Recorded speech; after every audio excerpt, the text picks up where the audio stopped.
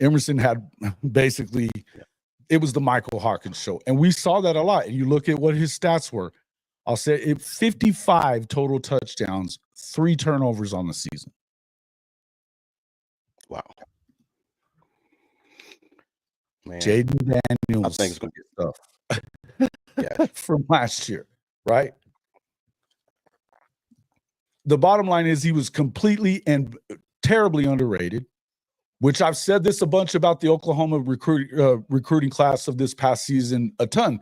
This is another guy, Devon Mitchell. We just brought him up.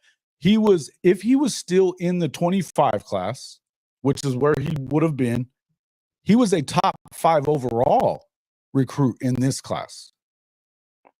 They dropped him when he reclassified to 24. He dropped in some services out of the top 100 altogether. 247, I believe, still had him in the top 100. On3 had him, I think, just outside of the top 100. So still a 4-star, but what does that do to your recruiting ranking if he's a 5-star like he should be? And Michael Hawkins is actually higher ranked, as far as his overall rating was concerned. Because we saw, I thought it was kind of funny that Herbie on the stream or on the broadcast was acting like it was just going to turn into a running game at that point. Yeah. He didn't know that he could throw the ball until he started throwing bullets across the middle and fitting it into windows.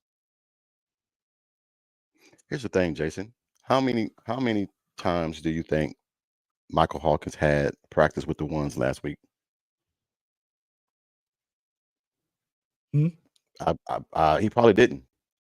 So he might have threw. I mean, that's what I'm saying. So now that you have Michael Hawkins going forward, working with the ones all this week, there's going to be a different.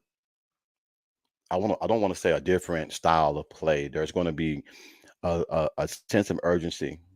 I'm going to use that word, sense of urgency and everything to call plays that fit around Michael Hawkins. That's going to benefit those receivers, because now you have a mobile quarterback that you can't let get out of pocket, because he is more dangerous than the one that you had from the start.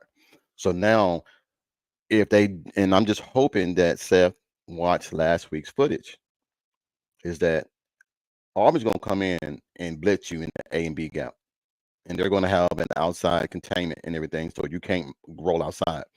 I think that may be the one place that Auburn's pretty decent in is on the defensive line too, right? Yeah, this is what I saw 4 or 5 times. We have a spread formation with 2 running backs in the back. So you either have 2 receivers up top, you have the X and Y up top, or the Z down at the bottom. And when you do that, if you notice that the guy that's guarding the slant, the inside slant, he is 10, 15 yards off the ball. I don't understand why we don't just do a quick hit and get 4 or 5 yards every single time. It's just sometimes we get so complacent and we overthink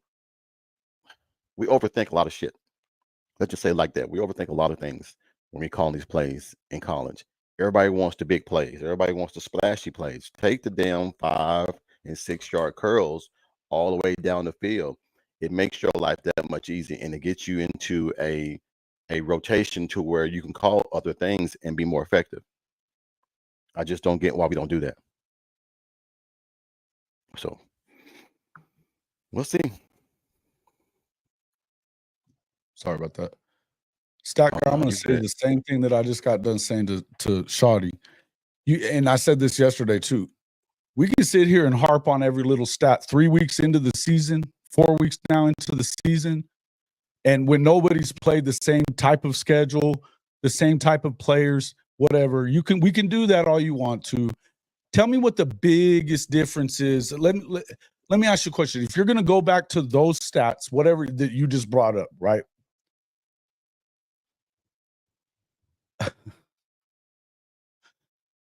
'28th in total defense, 27th in rush defense, 51st pass defense. Tell me what the difference is in 27 and number 10 or number 5 even. But don't just give me the ranking. Tell me what the difference is, because I bet you inside of 4 games, which yards. these are skewed stats this early in the season. Number one, I would say it's skewed no matter how you look at it. And I was saying the same thing about Tennessee coming into the game, that it's kind of skewed stats, that they lit it up and had 1,000 rushing yards because, first off, they went up against Kent State that's trash. You know? And I think we shouldn't have stats. Which is trash. But I would also say that they're pretty good because they've been really good at the run defense. And at running the football, I'm sorry, at rushing the ball. That's what they have been. You guys talked about that. We know that. You have a guy that already has 10 damn touchdowns. And then you can, if you're just going to go in there and look at the stat alone by itself and on the face of it and say, this is truth right here, period, done. Okay. You can do that if you want to. And that's fine. I would tell you to go watch the fucking football game. Yeah. Go watch the damn football game. Don't tell me it's not an elite defense. Go watch the fucking game. Dude, if you say that defense ain't elite, you smoking something, and I want some of it. Because this is what I say, Jason. I don't think there should be stats until you get to your meat and potatoes schedule. Let me ask you, but let me just say this real quick. I'll tell you a stat that really looks good to me. 2.9 yards per rush. You're saying that was what? I don't know what he said it was.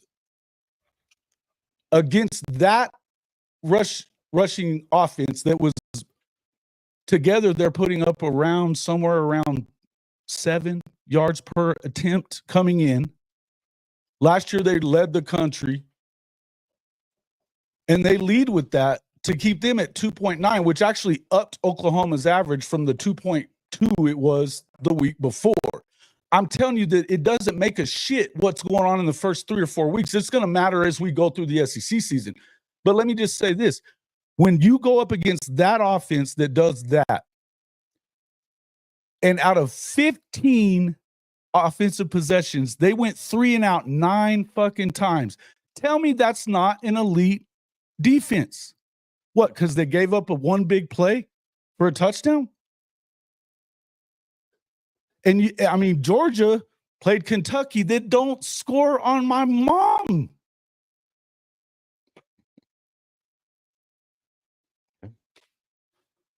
What are we fucking talking about? It's all subjective, man. A lot of the fans, man, we look at stats to justify why we're going to make a decision, why we're going to put our faith in a certain team or offense to do X, Y, and Z. But when that stat is pretty much subjective and diluted because you're playing Sister Mary the Blind, yeah, I can go out there and have 400 yards rushing. So when you look at the stats and don't look at they rush for 400 and some odd yards, or they're going to do this on so and so. But when they get in the game and they don't do so and so, then what's the first thing we say? Oh, well, they ain't played nobody. No shit. We already knew that. But we came in here and we told everybody before that game Saturday that Tennessee ain't played nobody. And yes, we did struggle against some teams. Yes, we did struggle against some teams. Well, that's the other thing. If you look at what they did do, even scoring or whatever, at some point when you put them in the position, they started a bunch of those drives inside of Oklahoma territory. Yes. And they were on the field almost 10 minutes more. They were on the field almost 10 minutes more than was, even with all those 3 and outs. They were still on the field almost 10 minutes more in the first half. At some point, a good offense is going to get theirs. Yeah. No? Momentum is a cold bitch served. If you get momentum going, man, it can make things happen that normally don't happen. And when you get a fumble recovery and the fans going crazy and everybody's excited, before you can even go over there and take your damn helmet off and get some Gatorade, the damn ball's going right back to that team. And you'll go right back out there and do the same damn thing. Momentum is a bitch. Sorry for saying that. How And many if times you did don't you hear understand that, Herbie say, "Well, eventually they're going to get it. They're going to get it going here. They're going to get it going here." I give the defense from Oklahoma a lot of credit, but eventually the dam's going to break. It never broke. And once you brought Hawkins in and gave him a little bit of rest, they didn't even got a little better in the second half. They scored two. They scored what? Two field goals in the second half. No touchdowns. They let their foot off the gas. According to Tennessee fans, they put their foot off the gas. Bullshit. They took their foot off the gas. No. Bullshit. No. Hey, and your coach is getting upset when a guy gets hurt. I don't give a fuck what Brandon Walker said, folks. I don't give a fuck what Brandon Walker said. Brandon Walker's sitting there talking about that he didn't want to do that to his alma mater. He wanted to stick it to Oklahoma more than you can understand. If you're not an OU fan and you don't get this, they fired him when he averaged 36 points a game on offense that year. Mm-hmm. He's mad as shit at OU. He hasn't returned to OU in 10 years.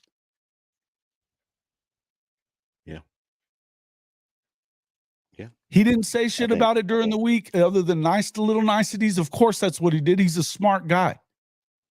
He wanted to rub this in. They had 8 men in the box in the second half. They didn't take their foot off of shit.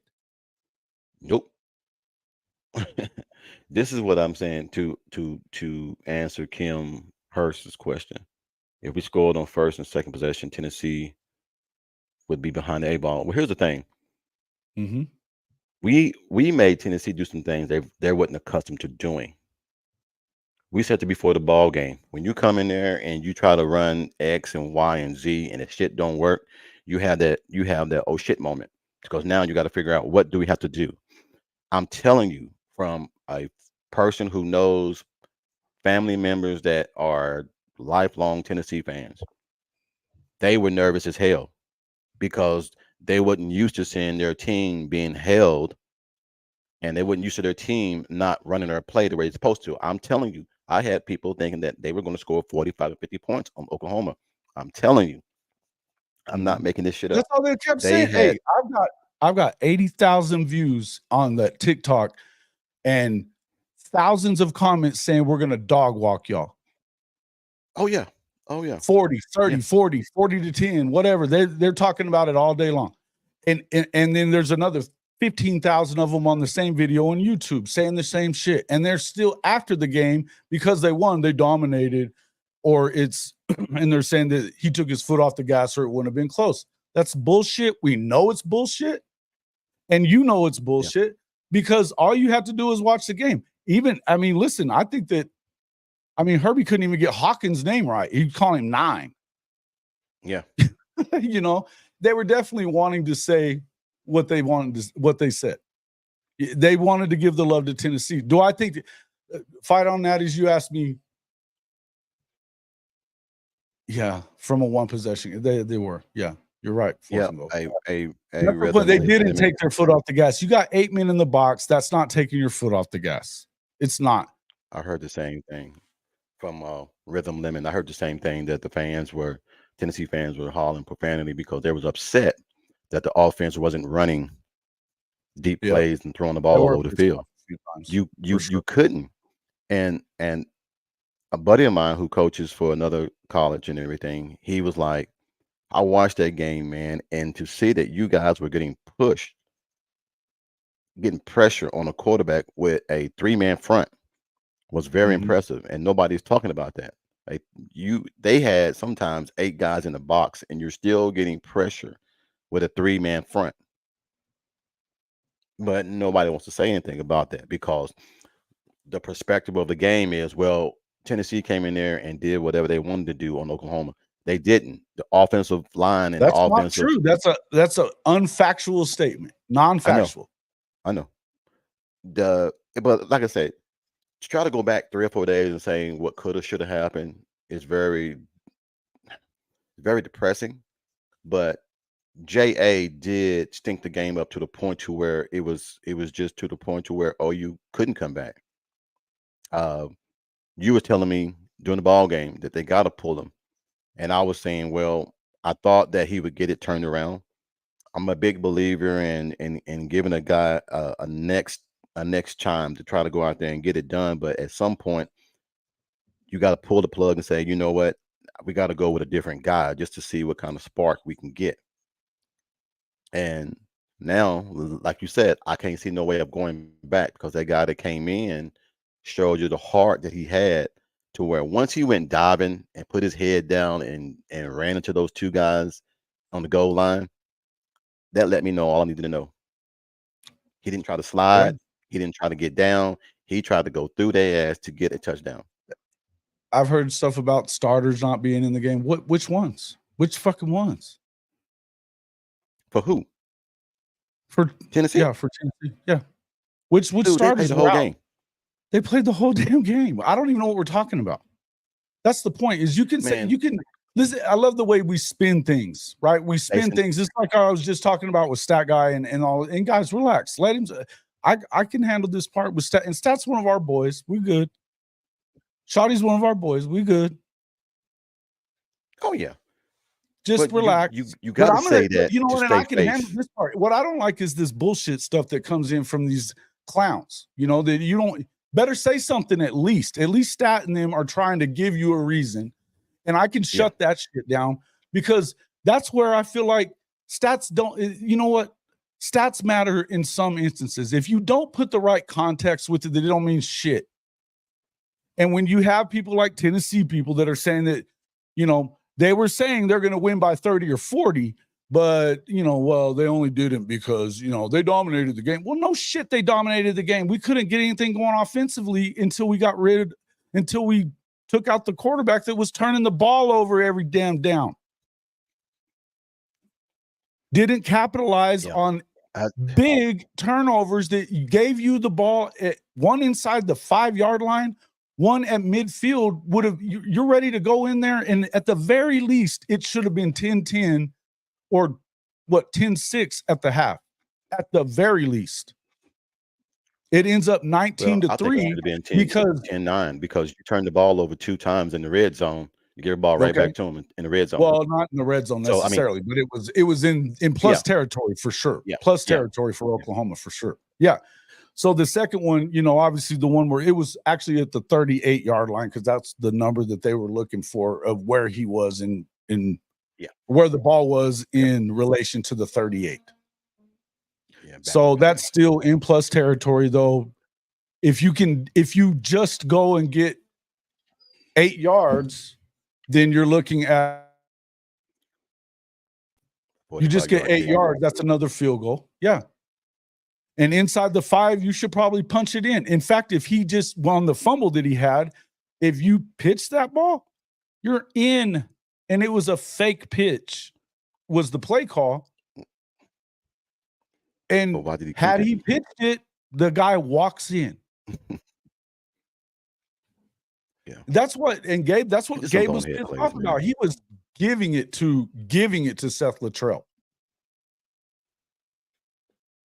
Yeah. Giving it to him last night. I haven't even heard Gabe say curse words on that show ever before. He said fuck at least 3 or 4 times.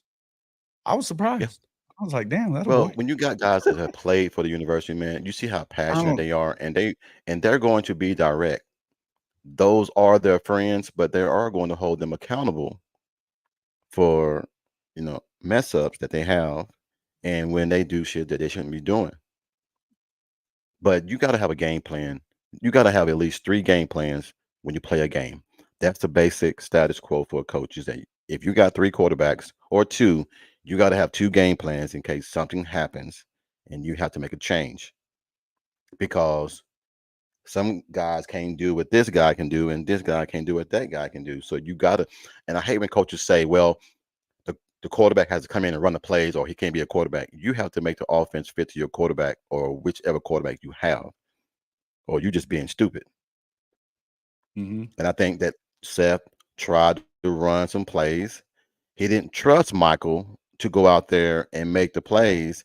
Then when it came down to crunch time, he had no choice but to trust Michael, and then the ball started to move. So that's a bad coaching job and everything, is because if I put your ass in, you got to know how to play. If you can't play, I won't put you in. Just the way it goes. So Yeah. it just sucks, man. It just sucks. The defense played their ass off, man, and this is what we got out of it. A lot of complaining and bitching about the quarterback that pretty much, and I don't like saying this about JA, man, but he pretty much it was 12 on 10 that night because he gave them a lot of their possessions Oh and a yeah, lot of the man. points. And Listen, I hate in the saying end, that because I know the young man right now is going through shit right now because phone he blowing is. up, Twitter And blowing it up. He's reading all this stuff, man. a lot of But Sooner fans that's can take a lot of responsibility for what's going on, but except for because it's toxic, man. I'm in the Yeah. stadium, I'm listening to it. You could hear it. And it's been like that already. It's one thing that it was going on against Tennessee, which again, I think if anything, I didn't give Tennessee the credit that they probably deserved coming in. They were damn good. They're damn good. But to be able to essentially, you gave up 2 big plays to them. Look, they average. I mean, we can sit here and talk about, again, I'm not going to sit here and tell you I thought that the stats really mattered to me that much. The fact of the matter is they went out and did it. And they've been the best rushing team in the country for the past couple of years. They've got a nice little rushing attack. Oklahoma shut that down. 2.9 yards per carry for a team that's averaging, what, 7, 8 yards a carry coming in? They had 500 yards against Kent State. Again, you have to put that into context. But if you got to put that into context, then you also have to put in the rankings at week 3 of the fucking season into context. Yeah, I saw you in there, Coach I. You got to put it all into context. It can't just be whenever it suits your argument that they're not elite. That's elite. When you 9-3-and-outs makes it elite. Yeah. We're going to welcome into the show the father of one of those elite defensive players, Michael Boganowski Sr.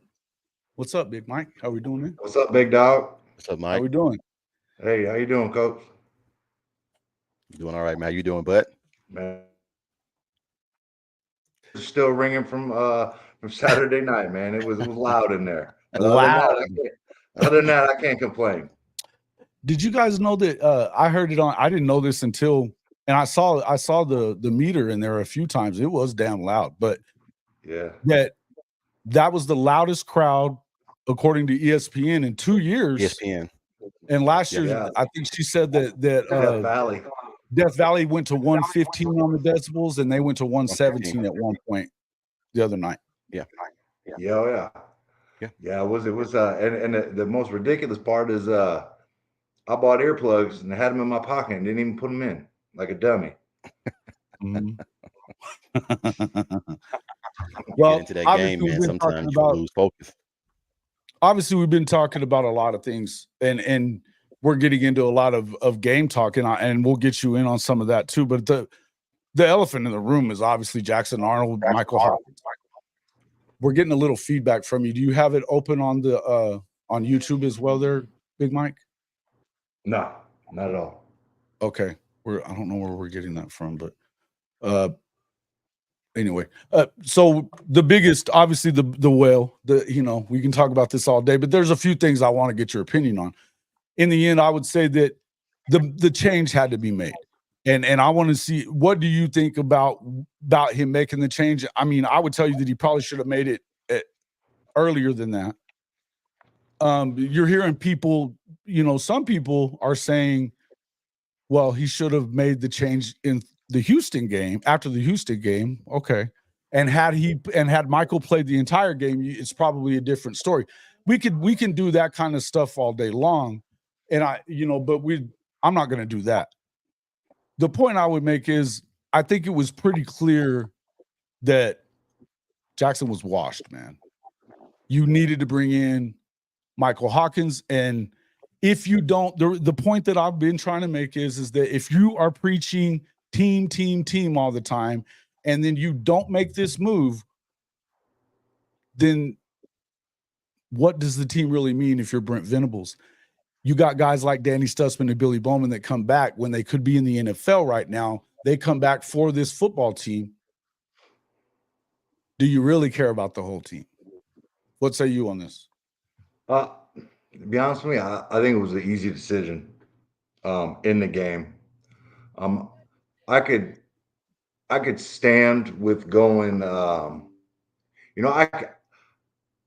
can go with the coach's decision, keeping Jackson in there, especially for the Houston game. He's still young, you know what I No, mean. And I still think that there was some I agreed with that. optimism. I'm just saying there's people that said it. You right? You know No, what I mean? I'm and not saying I agree with that. listen, there's some people that's out there saying that we're going to get blew out by 50 by Tennessee. I mean, we all know how that went. But what I'm saying is, I still think that they were still working on him. He's a work in progress, and I think they were trying to teeter the line and keeping him in there and win ball games. Once it was clearly obvious, because I went back and when I watched the tape last night, as soon as I got home, watched the replay, and there was some questionable decision making from Jackson Arnold, and I'm not going to sit here and put all the blame on him because our offensive line is still struggling. And it's this isn't like I'm some savant watching film, like it's glaringly obvious. You have in played watching- Division I level, but I would say, But you listen, man, I've been out the game. They didn't have RPOs when I was playing. They didn't have all this. I've been out the game for a long time, but it's a numbers game, and just doing some. There was just bad decision making, and I think the change was easy. And I'm not washing my hands of Jackson Arnold. That's for sure. I think the talent is there. And different people develop at different times and in different ways. Some people develop quicker, some people don't, And I had a talk with one of my old teammates, that we had this situation with your boy Ty at New Mexico State. We used to bring in the young freshman quarterback who was my roommate, just a little spark. Yeah. And, Yeah. and it's part of development too, right? Mhm. And, getting some snaps. But, like I said, I'm not washing my hands. Quarterback for Tony Samuel, man. Ty wasn't exactly the perfect quarterback for Tony Samuel. You know what I mean? I just think it's best for the team. Yeah. I think the decision that they made in the middle part of the game and bringing in Hawkins was best. And I think BV said it. I think he said it the best. He was tired of seeing the same thing, and I think that kind of spoke for the whole stadium. And it had to be a change. I think it was the easy choice. Do you think that when they pulled him out and brought Hawkins in, that they should have brought him back in just to see if the jitters was gone, or if he, some quarterbacks got to come out for a series or so just to see from the sidelines. Sometimes when you're in the ball game and you see things from the sideline, you register a little bit different when you get back in the ball game. I was thinking that he might have came back, but when he didn't come back in, it didn't bother me. I just felt like if you would have took him out, let him see the things that Michael was doing and see the things that he missed, then maybe it would have helped him out. Do you feel like if he would have went back in, it might have made a little bit of difference? In the Tennessee game, no, I don't. Maybe later on in the year, I could see that. But right then and there, no, I don't. Okay. No, because I was just thinking, Yeah, and that's where I'm at too. Look, I'm not. I've been the guy saying we ain't throwing the baby out with the bathwater here. What the hell are you guys talking about? No, they're 3-0, folks. There's a difference in that and what we saw in the first half. 33 plays were run with Jackson Arnold at quarterback. They had 3 turnovers, all his, every one of them.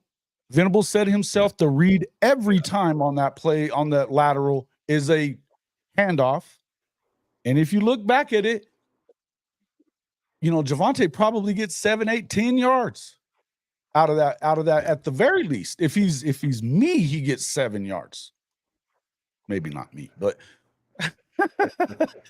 a strong 3. You're getting 3 at least. I'm getting Yeah. 3, man. I can say that. No, I wouldn't have got the shit. But the point is, I'm not a college football player either. In the end, what I'm getting at is there was a hole there. And to be honest with you, there were a couple of times that we saw that had Jackson run it to the outside. This is the egregious part for Seth Littrell. Run the fucking outside zone for once. Why are you running into the teeth of Thank this you. unbelievable Thank defense? you. Thank Why you. in the fuck are we doing that? I don't think that. Listen, With I'm the not putting struggle this offensive line. with a struggling offensive line at that. That's where, Teddy was talking about that too. It makes zero sense that your worst play is your staple running play, and you've been doing it all year, where if you just, the few times that we saw them hit the outside, even the fucking jet sweep was working, folks. Yep. That's why I was saying I'm surprised what no screen plays, no screen passes, no nothing. I mean, normally we would run a wide receiver screen, or we would run the running back screen. We didn't run it not one single time. And this is what bothers me when you have your slot receiver not being guarded. He's being guarded 9 and 10 yards back. I never understood why you don't just hit the quick hit and get 3 or 4 or 5 yards all the way down the damn field. I just never understood these kind of things. Make it simple for you guys. Get them in a rhythm to where things might open up after that. I think he asked, Shawty just asked, who do you go with, the guy with the experience or the high upside, and who has the most upside? Well, I think it's pretty clear that Michael Hawkins has more upside, especially right now. My upside for him would be that he was seeing the same pass rush. The people that are saying that they let off the fucking gas in the second half didn't watch the football game. They're listening to bullshit. Because, first off, Josh Heupel was out for blood. No doubt about it. And I love Josh. I'm not even saying that he shouldn't have been out for blood. I'm telling you, he was out for blood. And he had 8 guys in the box in the fourth quarter. Don't tell me he took his foot off the gas first. Number 2, even though all that was coming in, they were rushing the passer and trying to get to him on every possible opportunity. I never saw Michael Hawkins get flustered. I never saw him make a bad decision. And I saw him thread the needle on some passes that we wouldn't even see Jackson try. And if he did, it would just be, like the interception. We talked about that yesterday. Egregious, completely egregious. What the fuck are you throwing it there for? And he not only did he throw it there, he threw it there like confidently, like that was the open guy. Yeah, you never throw it back. He never saw that flat defender. The field. He never saw that flat defender. No. Triple coverage, man. Triple coverage. Well, there was a wide open guy in the middle of the field. Yeah. Wide ass. You never throw back against your body. I mean, if you're going one way and you stop and throw back to the other side of the field, that's a long throw. That's a long throw. So you had a guy run down the middle of the field. I just think that he was trying to have happy feet, and he rushed a little bit of the throws that he did throw. He's got a confidence problem overall, Coach. He's got a confidence problem overall. We've all seen it. We've seen it from teammates. We've seen it from as a coach, whatever we've all seen guys that are great practice players and play like shit in the game because they get in their own head. We've all seen it. And so look, I'm not saying he's unredeemable. That's not what I'm saying. He's a 5-star for a reason. He won Elite 11, all that stuff. He played unbelievable football in Texas Class 6A, playing in 2 state championship games. Great player. I'm not saying he's unredeemable. I'm saying he ain't the guy right now. Yeah. You can't go. And if you're Brent Venables, you made the decision finally, and I want you guys' opinion on this. You made the decision that showed me you're not a defensive coordinator masquerading as a head coach. You're willing to make that tough decision that you're going to get people talking shit like Skip Bayless, like he has a fucking clue. You know what I mean? But the point is, you're going to get some of that. You're going to get some of that. And he's been getting shit for the 6 and 7 when it would be easy for him to be like Lincoln Riley and blame it on Lincoln. He didn't. Yeah. He didn't. He never does. He didn't put it off on Seth. Here's the thing. Earlier in the Stephen G said earlier in the thing that it was Latrell's decision. It was not Latrell's decision. It was his decision. He said it in the press conference. He didn't. They asked him, well, did you talk to Jackson about it? Nope. I told Seth to pull his ass. Yeah. Hey. It doesn't matter really who said you're coming out of the game. It was his choice. Get him the fuck out. You got to get him. And it's not even, again, this is not me hating on Jackson Arnold. I like the kid.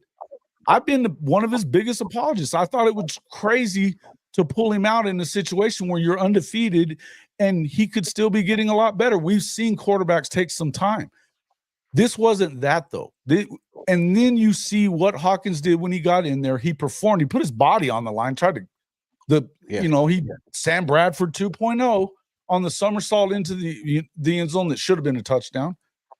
Yeah. And then the first time that he ended up with a TD pass on that, but to lower your shoulder at the goal line going up against a linebacker and a safety, as a defensive guy, do you not love that guy right now? If you're on that defense there, Big Mike? The whole team. They work for the whole team saw that. And he didn't lower his shoulder once. He did it twice on the goal line. Twice. I'm not saying there's a conspiracy with Oklahoma going to the SEC, but the first time we had SEC refs, bro, they hammered us on reviews. Like they hammered. I don't know if we had one break in our favor in that game, but I don't know how he flips like that, and you put the ball on the 6-inch line. Like how do you come to that conclusion that that's what a ball should be? That blew my mind in the game. Like I couldn't comprehend how they spotted that ball. It blew my mind. Yeah, both of them, right? Both of them, because it looked like it was there. And I'm not dogging Stephen G. He's one of my boys, man. He's one of our mods. We love him, but that was incorrect though. And Mike Crossland just said it too. Incorrect. That did not come from Seth Littrell. He delivered the message. He didn't make the choice. And at what head coach wouldn't be making that choice? The point I'm trying to make is, look, guys, if you had a question about whether Brent Venables is head coach material, he answered it. I said yesterday, and some folks have been in here going, well, we can't throw him out. We can't throw him out. Maybe he's still ready. No. If after what you saw from Mike Hawkins the other day, you want to go send him back to the bench for hoping that Jackson Arnold is okay, I got to ask you what your problem is. But if Venables does it, my opinion of him changes. Well, here's the thing: when those Flat guys out. go, I think. Go ahead, Coach. Go ahead. No, when the guys go I think Venables. I think you got a delay. So go ahead, Big Mike. I think Coach Venables is going to do the right thing for the team. At the end of the day, I think that's just what his makeup is and how he coaches and approaches football and life. And I think he's going to make the best decision for the team. Yep. Coach, followed up. Well, what I was going to say is once those guys get into the meeting rooms and they break down that footage and they watch that footage, and those guys watch Michael give up his body, try to run through guys, that means something to a team where this guy was willing to give up his body. He didn't want to give up. When I saw that, he didn't try to slide, but when you tried to go through a defensive tackle and a linebacker to score a touchdown, and then you dive over and you land on your head and your shoulders trying to score a touchdown, that means something to your team to where they know that's their quarterback. That's something that you ain't got to even notice. They see that as a team, is that guy was willing to give up everything to score a touchdown. So yeah, and look, and nobody, this is a talk about the quarterback situation. That's why we're talking about the quarterback situation. Nobody's saying that the offensive line doesn't have its part in this either. There's a lot of things that may have conspired to be at this point. Okay. And I would agree with that. I think that the play calling has been shitty. I think that the offensive line play has been spotty at best. I think that you have a bunch of receivers that are pups. You know, I think there's a lot of that.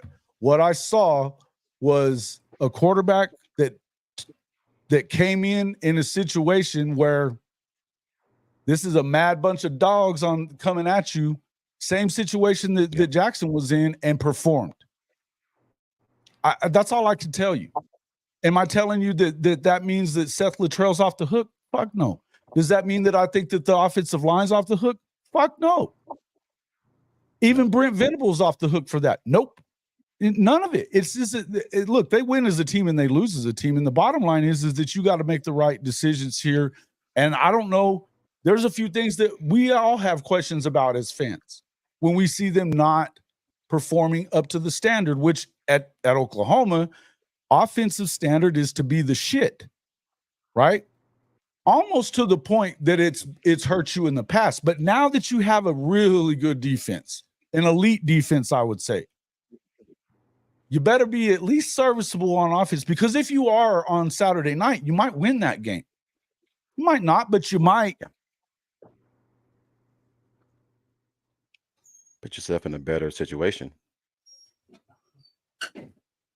So in the end, yeah, you look, the choice was made. And I would tell you, as I said again, I think that he graduated from having questions about whether or not he's the head coach type of guy, because there's still a lot of those out there.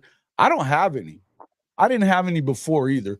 But I had questions about, was he able to insert himself into the entirety of the game plan and hold the offensive guys accountable? I've had questions about DeMarco Murray for a while. I've had questions about the rotation in a lot of ways, right? I've had a lot of that kind of stuff. I didn't understand what the hell Jeff Lebby was doing at times last year, because it just, I mean, yes, I get it. Stat-wise, it would tell you that they were fucking great. They lost games because of some of the play calling. It's just a fact, folks. Yeah. It's just a fact. They missed a chance to go to the playoff because of bad play calling. Situationally bad play calling. Go ahead. And like, to your comment of what are we doing, right? Like, I cannot comprehend being on the 6-inch line and running your play from the gun, from the shotgun, right? I don't understand that, and we lose a couple yards on the play. That's the easiest, like, get under gun, quarterback sneak it. Like, we're struggling, right? That's the easiest win. It's a chip, it's a layup, or whatever you want to call it. Bro, just get in there and sneak that thing in. And on the other hand, when we're backed up on our 2, we're running plays out of the gun again, and we get a safety. Like, maybe there might be oversimplifying it, and we need to simplify. But bro, I'd love to be under center too. We're reeling. Yeah, we're reeling, and you're taking shots, and you're playing risky, and I don't know. That blew my mind too. I had a lot of mind-blowing moments in this game. Yeah, I get it, man. And the under center, look, I agree with the under center stuff. I'd love to see that. I mean, sometimes it's the only way to go. RPO teams are never going to do it. I don't know why. I don't know why. Listen, so I disagree with you. Who is one of the best RPO teams in the NFL? The Philadelphia Eagles. And what do they do better than anybody else in the league? Is they run the tush push. It can be done, and it has to happen. Like, that's crazy. Well, but they got to get out of their own way. RPO team. Well, and you haven't seen a ton of other RPO teams do it at all. I mean, at the college level for sure. I don't know why it's foreign to them. I don't get it. I think that you could be completely multiple in all ways if you want to, right? I think you can. I think that we've seen it defensively. You don't have anything that holds you back from doing it. I also know that they don't want to over jam these guys' brains, which may be a problem too, because I think that overall you're coming down to these guys are only making one read and they come in only knowing one read. And now when you get to college and you need to know a little bit more, they're struggling with it. And I think that could have something to do with this as well. I know this. What the main thing I saw this week was poise coming out of Michael Hawkins. And we haven't seen it out of Jackson. We saw it more in the bowl game, and he had 4 turnovers there too, than we saw it all throughout this season. I thought that he looked very good against Tulane, aside from the pick 6. But look, I don't think that there's even a question as to right now who looks better. He looks comfortable. I don't know that he doesn't even have a better arm than Jackson. I know he's faster and always seems to have his eyes up. Not afraid. No fear. And like you said, I mean, you go in there twice trying to lower your shoulder up against a linebacker and safety that are bringing it to you to not let you in. Because don't think for a second that they didn't want to hold on to their streak of no touchdowns allowed. I don't give a shit who it was against. They didn't want anybody scoring touchdowns on. I don't want to hear this that they let off the gas because that's bullshit. We know better than that. Yeah, And I thought it was a good coach. Tennessee. I'm not even saying that Tennessee isn't great. I think they're really, really good, man. Really good. Go ahead. I thought it was a smart and an underrated move by Josh Heupel. I think he saw what was happening out there. You know, other than a couple big pass plays in the RPO, you know, it was tough sledding for him. And you know, we scored, and you know, it turned it. And I think at that point he was just like, "Hey, we're getting out of here with a dub, and let's pound this rock and get out of here." And I think it was an underrated coaching move. And you've seen plenty of instances where somebody's still going to try to throw RPO and throw the ball when you should be running the ball and punting and playing defense, where it backfires on them and the ball gets tipped, fumble, picks it up, interception. And guess what? Now you're in a dogfight halfway through the 4th quarter. When if you just run the ball and play defense, the game, you know, you're going to run the clock out and they don't have enough time.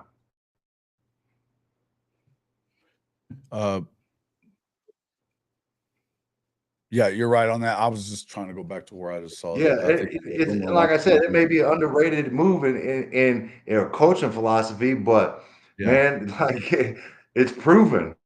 And you know, in the world of analytics, hey man, give me what's proven in analytics to me. Like, you know, that doesn't. What do my eyes see? What does the game feel like? How and analytics don't, you know, put that in as a factor. And I don't know how they would, but I don't know. That just I thought it was a smart move by Tennessee and Coach Heupel. How is Brent Venables going to fix the offense just like he did with the defense? He did it. This is what you have to do, is make the right choices. You have to be able and willing to stand up and say and take ownership and accountability of your football team. Okay, I think that there's times that my personal question, I can tell you this, that my question about BV has been, are you willing to do everything that needs to be done? Like, I don't love the autonomy shit. I don't love the autonomy for the offense from him. I think I don't love that. I didn't love it when Lebby was there. I really don't love it now. I don't think you're getting it anymore either.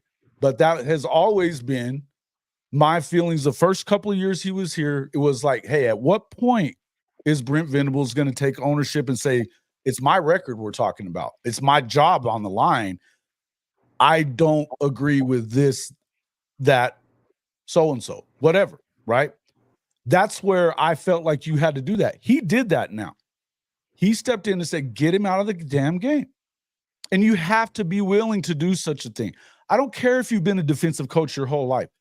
This idea that they can't get it right on the other side is crazy. Look at Bill Belichick. Is one of the greatest defensive minds in the history of college of football, in period, and probably the best, and had his hands all over the offense too, all the time. Yeah. I think you heard Coach Venables say it, right? He said he trusts Coach Alley, right? And he's sliding into the offensive rooms, and you know, I don't know, if he's in there just spectating, watching, or if he's in there giving input or whatever. But you hear him say it like, yeah, if I die and come back, I want to come back as an offensive coach because, I want to live in that world or whatever. And I think you're seeing him, in there paying attention. At least I know that. And there's always glasses. Then get some glasses. That's all I got to tell you. Watch the fucking game with glasses on because you don't see shit. Killing me. Hey, thanks for coming in, Seawald. I'm sorry. I've been paying attention to your comments for sure. I appreciate your comments, and the Clemson stuff does apply. That's why I was talking about it earlier. Was that it does apply?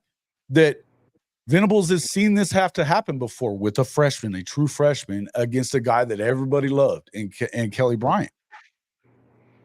We've seen this. Yeah. Jay Chapman. Be careful in there.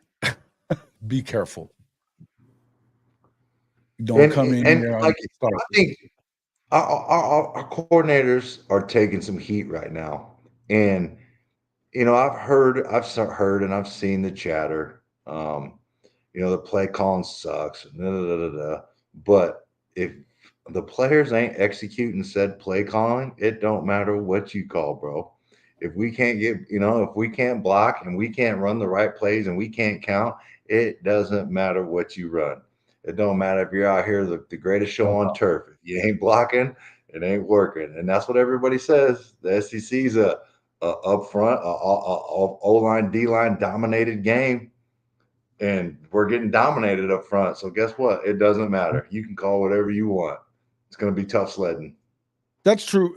Now, I would say that I believe that now that you're getting some of these guys healthy on the offensive line, I trust Big Bill to figure this out, and I think that they get better week to week. If you're not, then what are we doing anyway? The point of any football team is week to week to improve somewhere.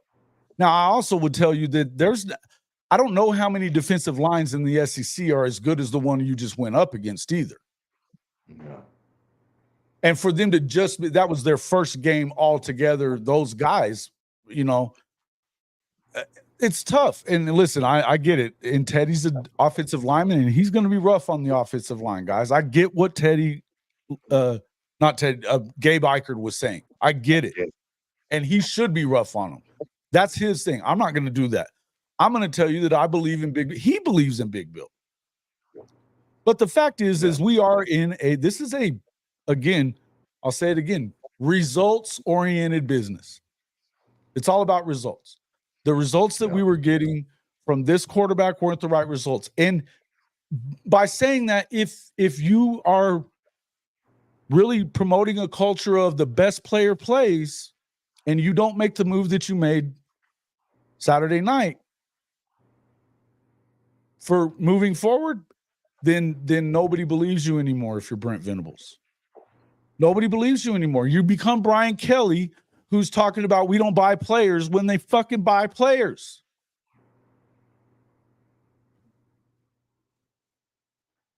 I think he graduated to full-on head coach this weekend. I said it. I believe it. He's no longer just and that doesn't mean that everybody's going to agree with that because I don't think they will. Norman, you better back up, dude. Knock it off. Stupid dog. He's trying to eat the damn computer, guys. My monster here.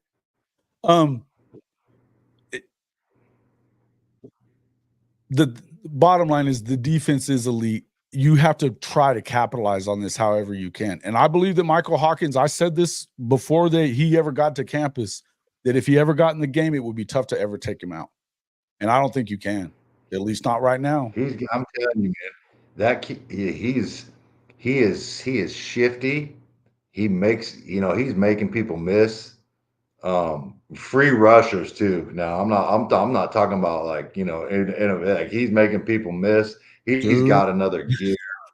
And man, let me tell you something. When he decides to rip that ball, like it comes out of his hand it's quick now. And I mean, it's quick.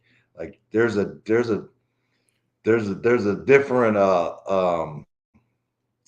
different look to it.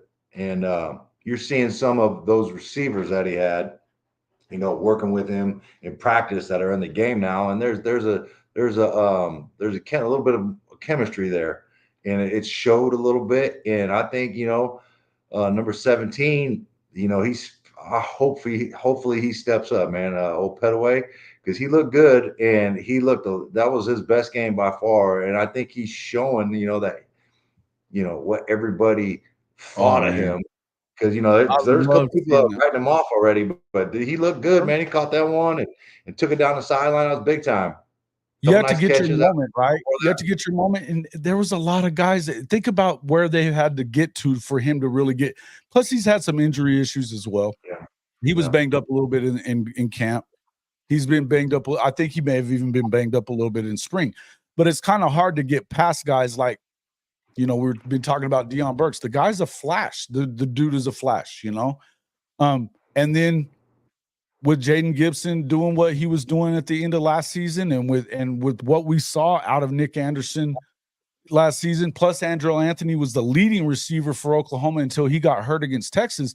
There's guys that they had to make sure of first. Now, all those guys have gotten hurt. You all have an opportunity. I think Zion Reagans has made himself a part of this. I get what people are saying about the shrimp receivers and all that kind of stuff. I get it, guys. I get it. Not really sure why we're not going with Kerryon. Obviously, there's something going on there. But I think you need him in there at this point. Now you got to get him some run. He hadn't even really gotten any looks. I want to see him get some looks because, again, I don't know. Sometimes, we said some guys are great practice players and not great in the games, and sometimes it's the opposite. Sometimes they don't do shit in practice and they light it up in games. Yeah. Seen those guys too. On red shirt and Kerryon. I don't know why they wouldn't. At what point what do you have guys like this for? Yeah, if you don't use them now, because when you lose 6 guys, essentially, and I don't know how long Deion's going to be out, but now 6 receivers are down. What is your depth for? Yep. Yeah, that's the only reason I can think of why he's not in the game. But I don't know. Maybe you still get 4. Red shirt, man. Nobody gives a shit about red shirts anymore. Yeah. It's portal era. Yeah, no, I agree. I just don't. That's the only thing I can come up with on why he's not playing. I mean, I've seen him in practice before, man. He looks good. He's big. He's fluid. He is. They've talked about it a lot. I've seen it, man. I was impressed with the kid. I was like, damn, he's so big, and he runs like that. He's fluid coming in and out of his breaks for a big dude. Like, it's super impressive. And I get his big ass on the field. Yeah, and I'm excited. I've been one of those guys that's been waiting on Jacquez to get after it, because we're talking about a guy that was running a sub 22 200, in high school, and he's just that guy, and he's got some build to him, and you just feel like you get him going a little bit, and all it's just like Jaden Gibson last year. Everybody's ready to write him off too. Everybody's ready. He was dropping everything. He couldn't catch a cold. Couldn't catch a cold. Once he got, and I remember Hank saying it, don't give up on him yet. Don't give up on him yet. And me and K. Chris were talking about it on his show, or mine maybe, where it was after the spring game going into last season. And we were like, maybe he's going to get in the portal, because I don't see them getting him on the field. They can't trust him. Finally, he catches one, gets a touchdown, and next thing you know, he's the alpha dog in the room. Yeah. You need that guy to happen. And this is what it takes time on the field before any of that can happen. It takes time on the field. And I don't have a problem with Jackson was a 5-star Gatorade National Player of the Year for a reason. We know that. I was I've been one of his biggest supporters in all of this, that it wasn't time to pull him. It wasn't time to pull him. I said on the morning show with Coach I Saturday that we couldn't look at pulling him unless, I said unless and Coach I was like, I don't care how he plays. You can't, you guys ran off Dillon Gabriel. We didn't run off Dillon Gabriel. He ran himself off. I get what he was coming from, though, because he's not wrong. There was a lot of people that hated on DG last year. A lot of people that hated on DG. Yep. For 2 years, really. Yep. It is what it is. And it'd be easy to say, yeah, we'd love to have that guy in the room right now because of his experience and stuff. We all know that he did not have the physical tools of either of these players, though. None of that matters if you're Jackson and you're not getting it done. But we see right now, whatever had to happen to get to this point, and I've said this a lot, I've always looked at 25 as Oklahoma's best opportunity to win a national championship. Doesn't mean they couldn't do it this year necessarily if everything fell right. And they still have that in front of them. I would have to see a lot more out of them to see that. I don't see it right at this moment. Next year, I could see that still. My thoughts were always, well, Jackson will have a year under his belt of seasoning, because you have to expect growing pains, and you better expect them from Michael Hawkins too. He's not going to be perfect. I like certain things that I'm seeing from him that it makes me feel like he's better for the job right now. And by next year, what could he be? Either way, this was the only job to make. The only way Jackson sees the field again this year is injury. That's it. Period. End of story for me. I think that's got to be the way it is. Yeah, I would tend to agree with the 2025 prediction. And the best chance to win a natty. I don't know if that gets set back now, with this quarterback controversy or whatever. But I think that this defense is going to maintain from this year to next year. And I know we're losing Stutz and we're losing Billy, but we've gained Kendall Dobie through injury. He's gonna have a medical red shirt, and he's gonna come back, and he'll be back next year. This defense is going to maintain a high level of play. You got some young linebackers right now, and shit. That damn Lewis Carter come through and hit that running back, look like a dog, bro. Hey, listen, I'm in row 11, dude. I can hear the shit. You hear the air coming out of dudes from where I was sitting. Dude, I got so hyped. And you could hear it. Whoo. That pumped me up so much, dude. I was so hyped, bro. But I mean, just you see glimpses like that, and you're like, yep. Kip. Same with Sammy O. Sammy O comes in. I mean, listen, Kendall Dobie, I fucking hated that he got hurt like that. It sucks. Yeah. Kendall's a bad dude, right? Yeah. Sammy O comes in and does a great job. Yeah. Trace He's Ford. Big, man. He's big. This dude look monstrous out there. And he's aggressive. He's big. He's physical. He's setting edges. Dude, we're going to be, hopefully, offensively next year, we get some of these receivers back, and, we have an off season in the spring and the summer to work some chemistry, and, maybe 25, we're still going to be really good, man. Looking forward. And, we got to work on the O-line and continue to prepare and build depth there, because it's it's the SEC. You need waves, man. You need waves, and it's gonna continue, man. And we got to get better.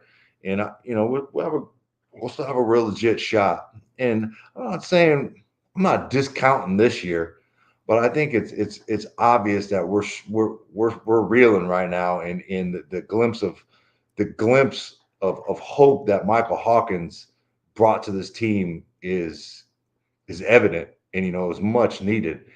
And I think Auburn, we're going to go down to Auburn and play well, and I think that could turn the season around. And we need a bye week.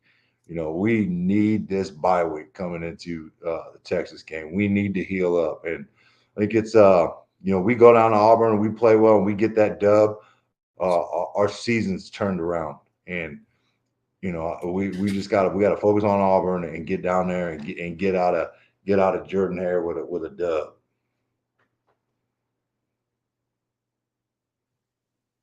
Yeah, no doubt. Yeah, I was on mute. I was talking to the dog. and my mom. You're good. Yeah. let's see. Guys, you guys are not listening to it correctly. The context of what he said. Yes, Seth delivered the message that he was coming out of the game. It wasn't his choice. The choice was on Venables to do that.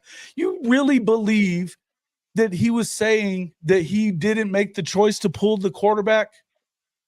Come on, guys. That's not something, even if you want to do it as the OC, you don't have to run that by the freaking head coach.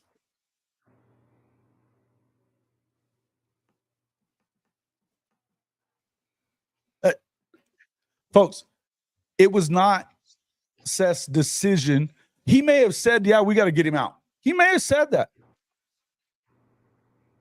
Maybe there's something that he's seeing that he's like, man, he's out of it. I would tell you that I think that he was so in his head that he was making the exact opposite read of what you should be making in the RPO. That's a predetermined decision before the ball's ever snapped. And if he made every one of them wrong, which we saw that, then yeah, he was probably saying we got to get him out. It didn't make it his decision. Look, Venables had to make that choice. Believe that Venables had to make that choice. And what he said was, no, I didn't talk to Jackson about it. I made it known. Go look for that part, because he said, I made it known that he needed to come, we needed to go make a change. Seth Littrell told him after he came out of the game. It doesn't really matter who delivered the message or who, but I'm telling you this, there's never a time, again, do you think, would Tony Samuel have not made that decision? Even, we know he was a defensive coach, right? Tony Samuel was making that decision at New Mexico State, was he not? Yeah. I know he made that decision. It's part of it. I was there. And, the thing about it too is, with quarterbacks, they're not a lot of quarterbacks are Tom Brady, right? Not a lot of quarterbacks can, go with the coach's decision. Tom Brady has a different mindset, and he was a team first guy. And I'm not saying all quarterbacks are like this, but man, quarterbacks have, mentally, they need to be treated different than your average football player, right? For the confidence aspect, right? Because, once that confidence goes, it's hard and it's tough to get it back. So you got to handle the quarterbacks in a different way. And I just think, I get what you're saying. Venables may not have delivered the message the way that would have. But I know Coach Venables is having conversations and talking to him. He is that type of dude. He loves the guy still. Playing bad doesn't mean that you hate him now, right? Yeah. And it's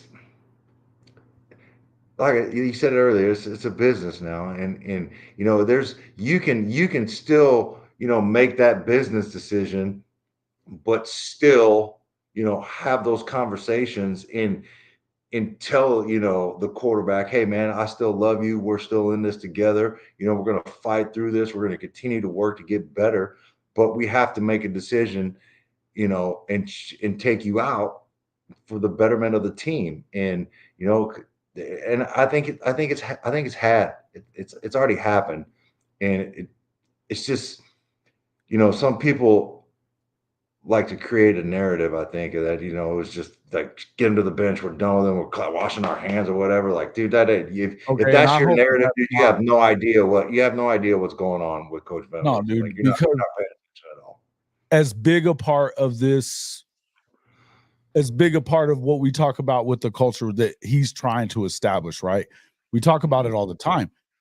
This is about team and becoming a man and going through it together, and they love each other. It's all love there. You talked about this before, that it was about a lot more than anything that had to do with NIL money or any of that other kind of shit.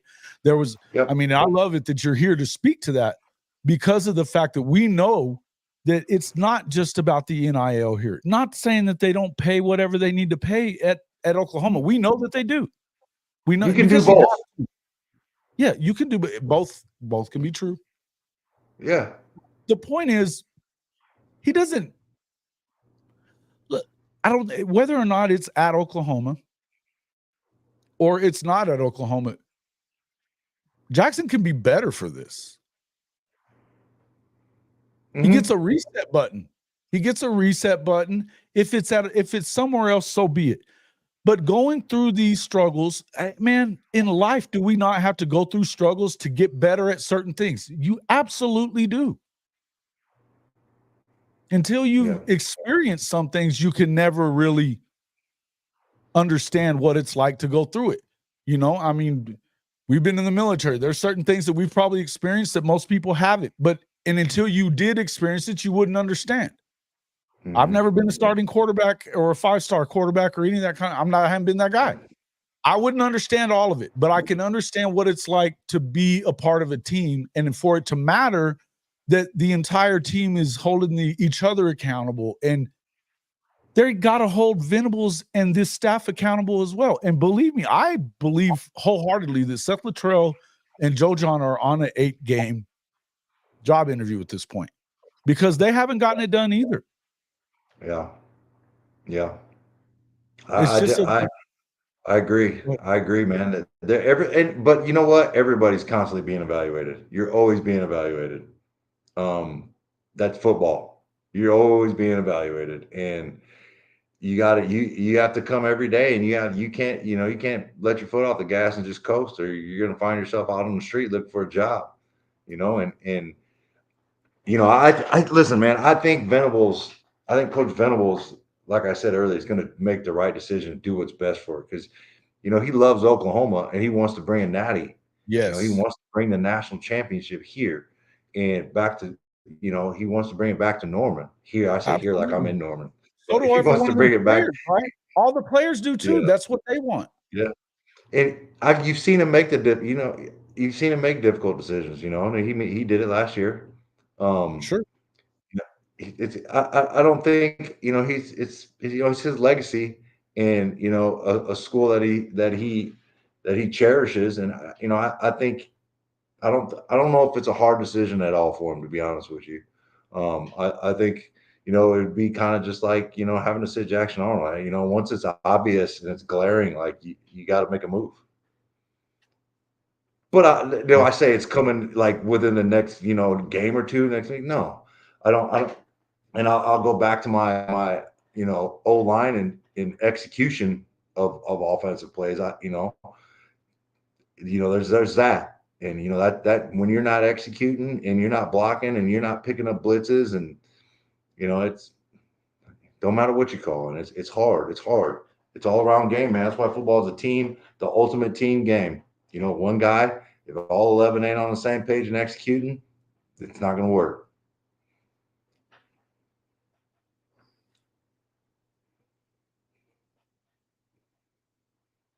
Sorry, Josie. Yeah, no, Josie, I don't think that's true. But I also think that you may not want. I don't think that Jackson was probably in the mood to talk to anyone when he got pulled out of the game. I don't think that. I think sometimes you got to let guys simmer down on their own and do their thing. I mean, and your job is to worry about the guy on the field right now, not the feelings of Jackson Arnold. I don't think that they needed to be over there consoling him necessarily, but I don't think that necessarily that never happened at any point of the game either. I wouldn't say that. And just because you didn't see it on the TV cut doesn't mean it didn't happen. Right. And there was a TV cut there was a TV cut of Nick Anderson over there talking to him. So sometimes a player coming over and trying to big you up and keep your confidence, and that might go a little bit further than a coach per se in that moment, right? But yeah, just because you didn't see it don't mean it didn't happen. Yeah, look, they pulled him before the half. They have the entire half to have that conversation with him. They probably didn't need to go and talk to him during the second half of the game. Yeah. Yeah. And you don't know whether they did before the half or any of that other. I mean, obviously they talked to him enough to tell him he wasn't going back in the game. Yeah. But I don't think for any 1 second that there's a person that believes that you should believe that they all of a sudden hate Jackson Arnold. And I'm going to tell you, it's still not all Jackson's fault. Seth Luttrell has got his part of it. Joe John's got his part of it. The offensive staff in general, the offensive line, receivers dropping balls. There's lots of things that have conspired to what's happened right now. There's lots of things. The one true thing that we know is that, and you listen to the telecast, you know that Herbie didn't expect anything out of Hawkins when he went in. Thought he was just going to be a runner. No. No. But and he called him 9 the whole time, which I don't know if that was by design or what, but it was kind of weird. The bottom line is there wasn't a lot of expectations there coming from even the national folks. He's that underrated, folks. He really is. By the end, they were like, damn. Yeah. All the same things are still going on. He's still running for his dear life. He's not making critically bad decisions. I think I still, even after watching it a bunch of times, I think that drive that he led before the half was as indicative of what I'm talking about, his poise, as anything. Because first snap, terrible snap. Somehow he gets a hand on it and falls on it. That could have been a turnover right there. Bad snap. And that was on Hickman. It wasn't on him. But he falls on it. But that's a negative play right off the bat. They talked about that on the telecast. Then you have what? He went and ran for it. He had a nice little run. Then they had another negative play, I believe. Then on third down, he's running to the sideline, getting chased, by the way. And but he breaks contain there as he's getting close to the sideline. It looked like from where I was sitting, and then on the TV too, it kind of looked like, well, he probably could have got that first down, right? What's he do though? He steps out of bounds. Okay, fine. I'm good with that. There's less than a minute left. You want to try to pin them. You don't want to put your defense in a position where you turn the football over right there by throwing it against your body, across your body or whatever, or doing something crazy. He didn't even think of it. Now, we know he's not afraid to put his body on the line. I heard people around me going, oh, well, that's great. And I was like, it is great. We can get out of the half. No more damage. Yeah. It's a better decision. That was a poised, smart decision. And sometimes we don't get all the context of everything that's going on. But to me, even sitting in the stands was like, I don't care. Let him warm up to this thing, and not making a stupid decision is what tells me this kid's got poise, because a lot of people would come in and want to get it all back right now and make another mistake. And now the offense is again in your territory with under a minute left, but they don't need much time to get there. Yeah, you could tell he got more and more comfortable each series that he had, and he's got good poise, and I think he recognizes when it's not there. He sees it quick, and he's going to throw it out of bounds or give some ground to give himself some room to throw it out of bounds, or just he's making the right play to being able to live to fight another down, and that's impressive for a true freshman. It's really impressive, especially in a big moment like that, nationally televised game, SEC, still fighting. And, he showed us that he's capable, and, in those big moments, and hopefully we can continue that. Yeah. Yeah. Again, I just think that it was clear what was going on in broadcast relations. I agree. I don't even, the whole world knows Herbie's dog, but he can't get a name right. It's in front of you, bro. Come on. Yeah.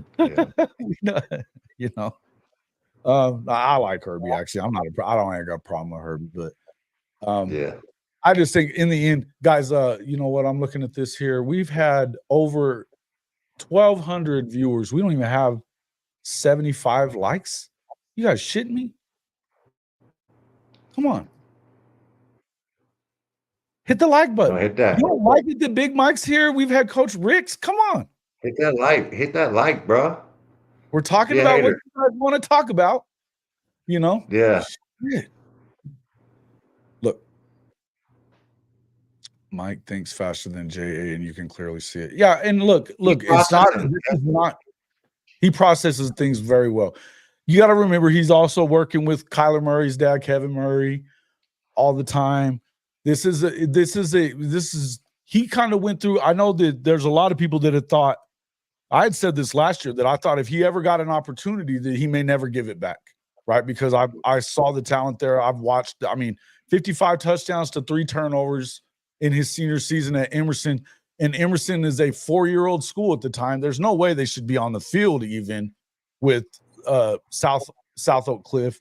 And they gave him all they wanted in the semifinal. There's no way they get there without him. There's no way they get there without him. In the end, I would. Go ahead. Finish it. My bad. No, I was just saying that this is a guy that you could see that he's a little different, right? But as a junior, he struggled. There were some struggles there, and now we know that there was some crazy shit going on at Allen too, I think. So a lot of that had to do with that too. But he went from, as a junior, he was really good. But they played against J.A. and Denton Geyer and got smacked, and he got outplayed. But I think he kind of used that as his turning point or whatever. J.A. hadn't had to have his tough time yet. I mean, they lost in the championship games, and it's not easy to win them. And I'm sure that was hard, but like, he was always looked at as he's still that dude. It wasn't like he played terribly or anything like that in those games. He's always been the guy that was the guy since he got on the field. I think this is new to him. So he's going through a struggle. We're going to see how he responds.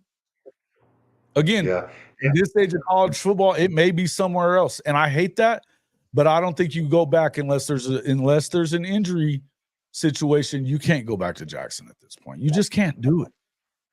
Yeah, I agree. And when you're struggling, man. And it only exacerbates and makes things worse, not seeing things, everything's faster, you're making the wrong plays, you're making the wrong decisions. And we've seen this is my opinion.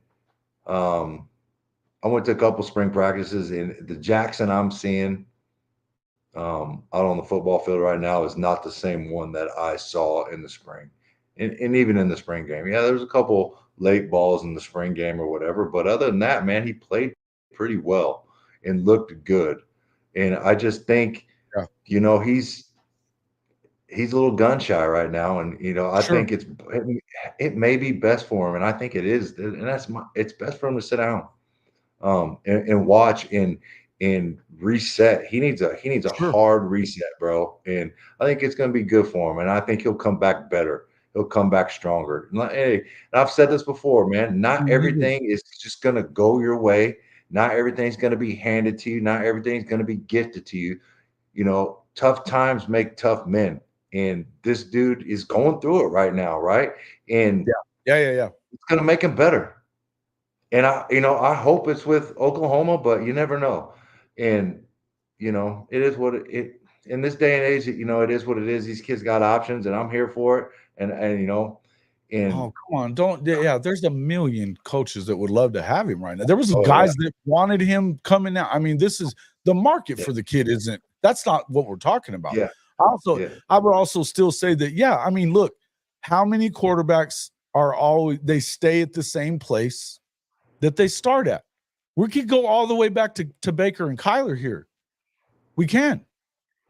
Trevor Knight. And this was before the portal, folks. Yeah. Right? This is before the portal that was going on. It's been going on since then. Quarterbacks, it's been going on. Look, we're in a microwave society right now. You get your shot or you go along, move along. The fact that he stayed last year and waited on Dylan, he wasn't going to wait again. He was either going to, and Dylan wasn't going to take the chance of not winning the job either, because he knew what was behind him. The truth is, though, he lost somewhere in between there. He lost that after the bowl game.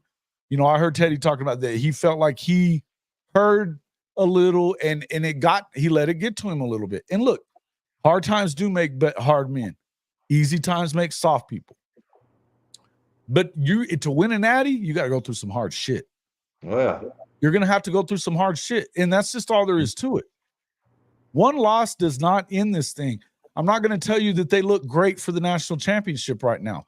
They look like we know where they are and who they are right now. And if they can get improvements in the key places that they need to, and you're going to have some contributions from some young guys, they can make a run at the playoff. That's what I would tell you. I still think that I mean, Mizzou showed that I've been right about them for a while. They should have lost to Vandy. I mean, look, Ole Miss, we don't know anything about Ole Miss because they ain't played nobody. In Texas is the same thing. Same thing. We don't know anything about Texas yet. I think that Texas is not as good on defense as they think they are. I think their offense is pretty good, no matter what. And we knew that coming in. But they're not proven any more than what Oklahoma is either. We know that what we saw this week from Oklahoma, you got to get better from there. You have a starting point, though. And now you have a place to go from. We saw some positive things that we had not seen for 3 weeks prior to this. And you can say that they took their foot off the gas. I'm going to tell you it's bullshit. It doesn't even matter. Mizzou is trash. Agreed. I've been saying that. Been saying it, bro. Look at that one of I'm a free man. Charles Cole. That's right. That's a coach. That's a coach right there. That deserves. You know what, guys? In a nice way, fuck y'all.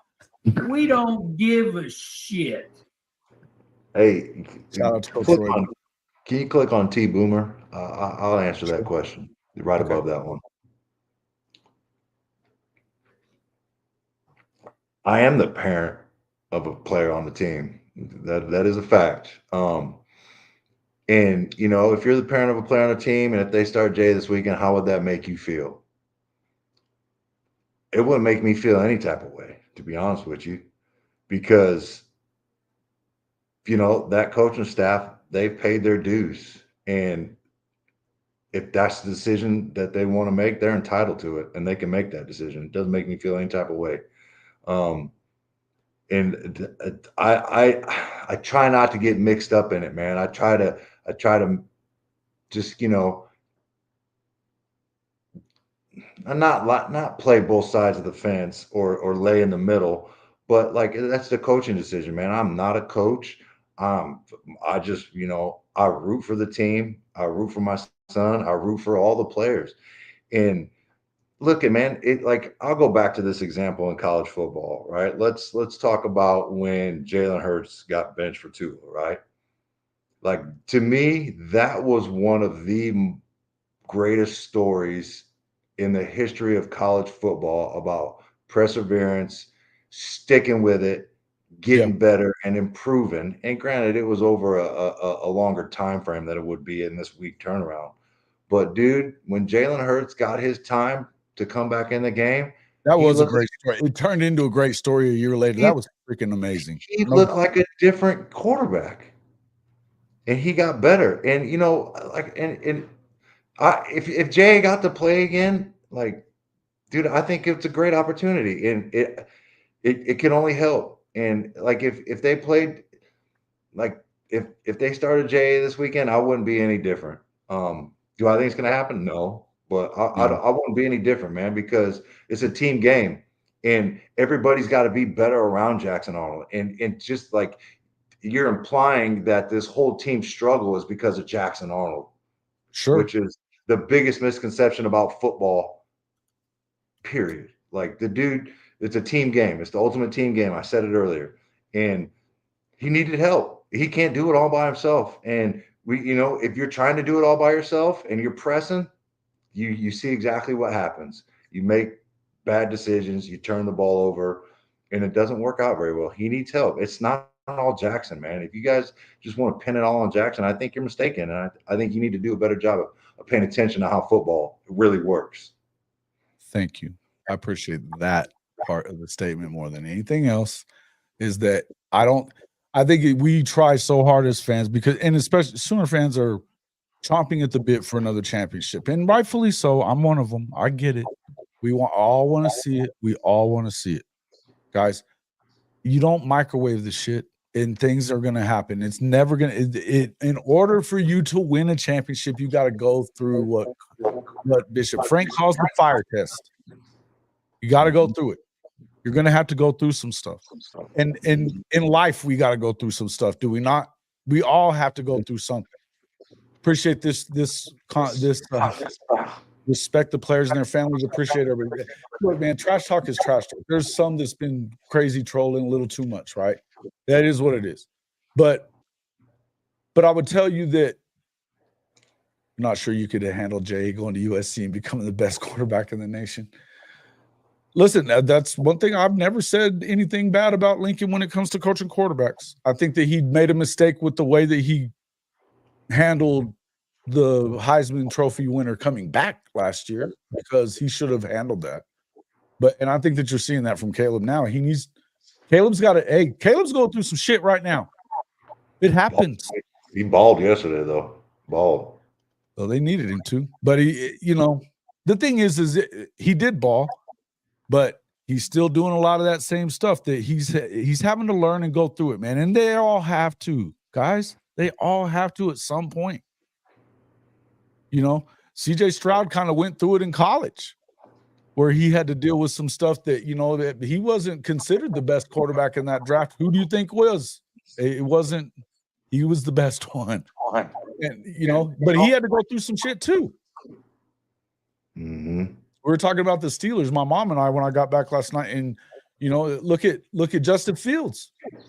He's getting an opportunity and he's playing pretty damn good. No. Yeah, shit. I mean, Steven Stroud struggled yesterday. Baker struggled yesterday. It's a week-to-week league. It happens. Yeah. It's a week-to-week league, yeah. They're all that fucking good. Even the worst teams, they're all are full of guys that are all that good. Yep. I don't think the Aggie NIL can afford Jackson Arnold there, but even though that'd be sweet, I'd like it. I don't know, bro. I don't think the A Mountain Collective can. NMSU Aggie no. Yeah. Somebody made a comment in there. I don't know if he was talking about us, but when you say Aggie, I think of New Mexico State, not Texas A&M. Yeah, I'm doubting. I don't know that he was talking about NMSU Aggie. I think you're definitely right about that, because they couldn't. I mean, you couldn't keep Diego around, and that pisses old Sanchez off.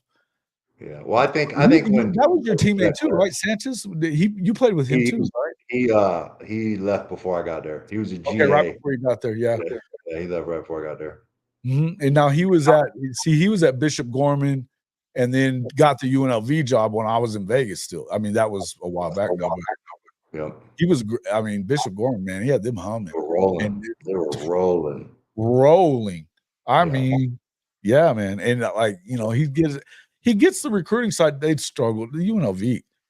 I tell you had to have a guy, a kind of a journeyman type of dude like they got, to go there and just somebody that you don't make excuses. You just go make hay. Yeah. And I think same thing with like Coach Keel and those guys that have been in Mexico State the past couple of years. They just went and got it done. Where are they at right now? Yeah, they're at Vanderbilt. Yeah. Is there no, there's no two ways around it. With Pavia and those guys, that's why Vandy's doing what they're doing. People want and look, shout out to Clark Lee for hiring them. Smart. Way to go. You had to get those guys, and they're willing to like change the things that they got to change up. I loved it. Yeah. They'd have to mortgage the university. They'd have to give them the Pan American Center. Yeah, it's land grant university, so I don't know if there's any mortgaging in there. Right. Yeah, they just have to give them the deed to the Pan Am Center or an Aggie Memorial. Yeah. That's crazy. That's funny. Yeah, as far as like what we were talking about, what's up there, Rusty? Oh, you are. Oh no, I didn't realize it was coming from Rusty. This is another NMSU guy. So he's yeah. See, I felt that was the vibe. I felt like that's what that was meant for me. I didn't see you in there, Rusty. What's up, my guy? Yeah, I felt that was the vibe, man. Aggie up, let's go, guns Funny up. shit. That's some funny I might shit. have to make a call, man. I still got a couple connects down there. I might have to make a call and tell them to put a package together for old JFA. See if we can There get you him. go. There you go. Figure it out. That's if he does jump in the portal. That's if, but I don't know if that's gonna happen. I'm not gonna say it is. I'm gonna say it is. It is. It's probably gonna happen unless something else happens. And look, in the end, well, I wouldn't be surprised at anything that happens. That's the whole deal. You can't be surprised at anything that happens in modern day college football. It's not the same thing. We get it. We understand that not everybody loves it.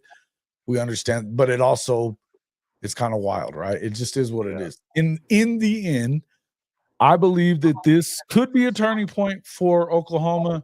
We'll see what it does with this year, and they still have a tough ass schedule coming ahead of them. You know, I predicted 9-3, 10-2 at the best at the start of the year.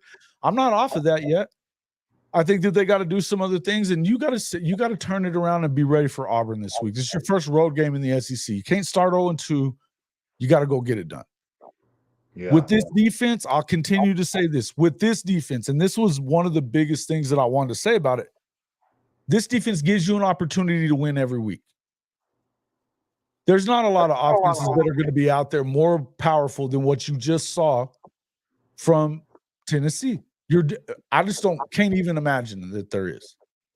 There's also not going to be D lines out there week to week to week that are going to be as good as the one we just saw from Tennessee. That's a good fucking football team. Are they better than Georgia? Probably not. Are they better than Alabama? Probably not. Not all the way around. Talent-wise, I don't know that they match up, but they might match up pretty damn well. We'll see. You got to see it first. You haven't really seen them do that yet. You've seen them beat Nick one time at home. They get them at home this year. I can see them winning one of those games. They're definitely in the running for the playoff, though. Definitely. I don't know what I think of Ole Miss. I think nothing of Mizzou. I don't think much of Texas. We all know that, and we know why. Horns down. But the brand has finally returned. Fuck your brand. Oh, yeah. Hey, no, I don't think so. I opened up Twitter, aka X. I'll never call it X. Sorry, Elon, but it's Twitter to me, bro. It's Twitter, man. And hey, Hugh Freeze was taking some heat out there, man, on Twitter this morning, man. They were Yeah, they're kind of sick of his ass. He keeps putting it on the players. He keeps putting it on. Dude, former players was giving it to him. That's not good, man. That's not good. Yeah, he was taking some heat, man. He should. And they're struggling, and we need to go down there and put it on them. Oh yeah. You need to tip them over, bro. Tip them over now. They're on the edge of the. You need to just push them over the edge of the cliff because that's where they are, and you got an opportunity to do it. There's a reason why they have you coming in, and yeah, absolutely. You know, Sean D saying right here, they're imploding right now. The way Hugh Freeze has been throwing his players under the bus, I wonder how volatile that locker room will be. Hey, you punch them in the gut. First drive down there, or even on their first drive, you go out there and make a big play, make a big hit, turn them over. They're liable to quit on them right then and there. Yeah, it is. Because he's not sending the right message. And see, this is what I'm saying. You can look. Everybody's talked about Hugh Freeze as such a great coach coming in. He's maybe a piece of shit person, but he's a great coach. Look, you're only a great coach if your players play well for you. And if you're throwing them under the bus, how are you working that out? And like, look at the difference in how Venables could have destroyed J.A. for the way he was playing. He didn't. Yep. Hey, it goes back to, Coach Venables is a leader, man. He is a leader. He is a leader of men. And it's about development with him. And he knows that is a recipe for a strong culture and a strong team. And he's not going to go. That's just not who he is. It's never been him. He is not going to go roast somebody to the media or one of his players. It's not going to happen. It's just not going to happen, man. It's not going to. Who's the first? Well, we had that conversation. I We still had that think conversation last week about Napier, and he made it out. They stuck him around. I want to see. Hey, I seen this on Twitter. I want to see. It's a Florida State, Napier and Norvell. Whoever loses gets fired. Yeah, I want to see that, dude. I need an agreement between Florida and Florida State. That has to happen. right? Yeah, what a That has precipitous to fall for Norvell too, though, right? God, it's unbelievable. I've met him. We took a visit there. He's a motivating guy. Yeah. And I think he's a good coach. They got a good staff, but I don't know, man. When things ain't working, man, they ain't working, and it's not working down there, man. Kimberly K, I'd love to have Damian Mackey on this show. And in fact, I have talked to him. I've talked to Barry and Mac. Mackey, well, Barry's been on the show before, and Mackey said he'll come on. I need to reach out again. But I absolutely would. What I don't want to talk about is Kel Gundy, folks. I just don't want to do the Kel Gundy thing. Yeah. I like Mackey. I like listening to him. Yeah. Yeah, I think that's the biggest problem for FSU as well, is that this is the danger of living too heavy in the portal, right? Yeah. Same thing we saw at USC when that's how you get all your players, seeing it at Colorado, right? When this is how you depend on getting all your players, it's easier to lose them, man. That they're a little more on the mercenary side if it's second, third time or what, and sometimes even on the first timer guys. I think one of the best things I've ever heard anybody say about this whole deal is that Shoddy from Just My Damn Opinion, who's on here, and I've been giving him shit all day, but it came to him because he's been giving it to me.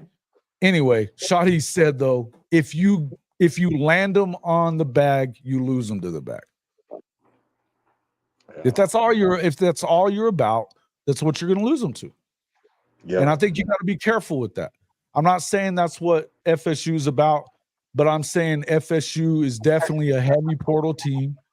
And I mean, that couldn't get their second string quarterback to hang around for the bowl game, the Orange Bowl game of all places, because of it. And I mean, they're playing back-to-back national champions that had been on a 29-game win streak until getting beat by Alabama in the Orange Bowl. Your argument for being one of the best four teams could have been bolstered by going out there and playing that game and not losing 63-3 because all your guys are gone. I don't think that their culture is worth a shit at FSU. I don't care what anybody says. I just don't. There's a difference there.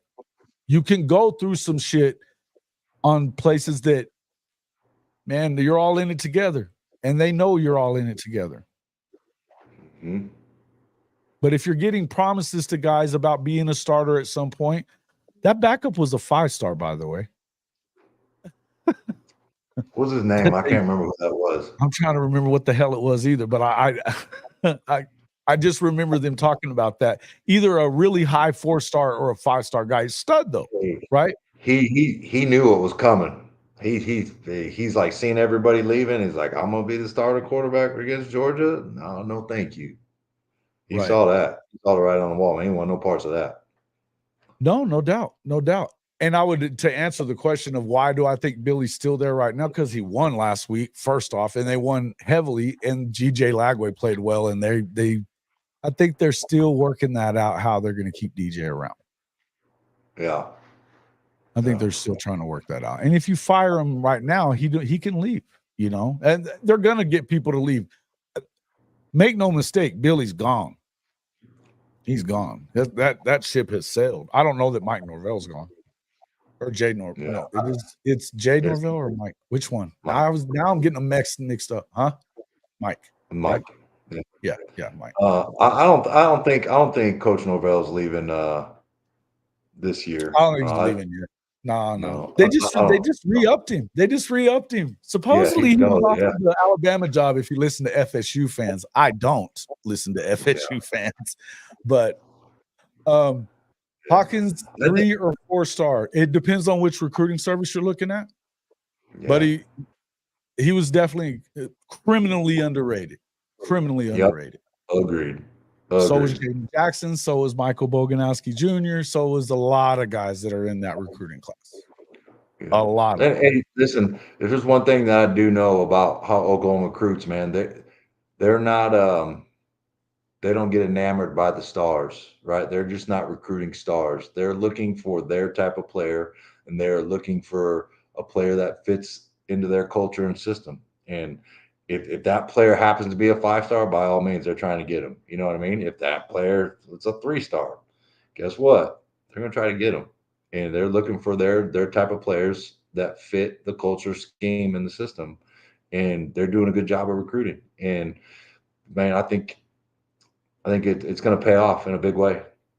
It's going to pay off in a big way. Now you're still going to have a couple kids that go in the portal because they want to play, and I don't fault them for that. But it's not going to be a bad split, right, between the player and the university.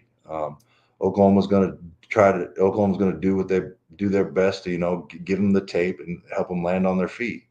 And it's a great coaching staff, man, and they're just going to do. They're going to continue to do a great job, and hopefully we can keep them all around because people are going to try to poach them.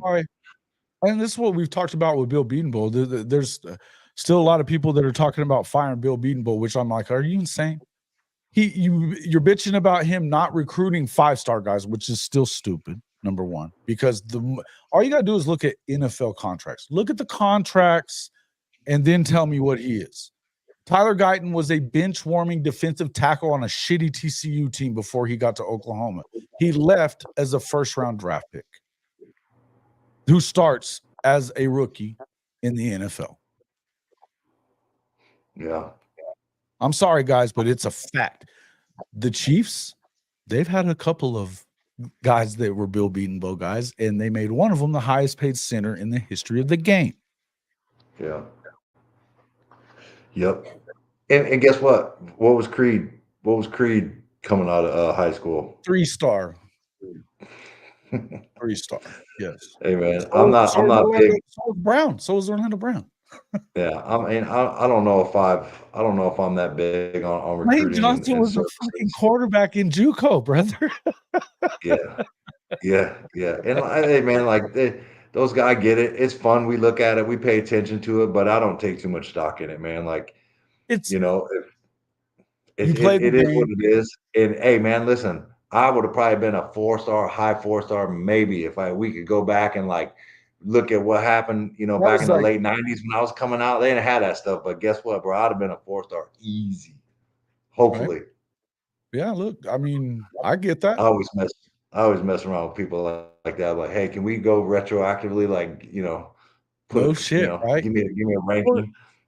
I'll put it to you this way, and I'm not a fan of this guy, but let's just talk. Brian Urlacher. We played against him in high school, junior high and high school. I know him well. Don't like him much, but I know him. Hall of Famer. He didn't have a star. Nobody gave a shit about him. He lived 100 miles from Lubbock. That knew Zach Thomas, loved Zach Thomas. Zach Thomas loved him. He couldn't get those guys to look in his direction. Period.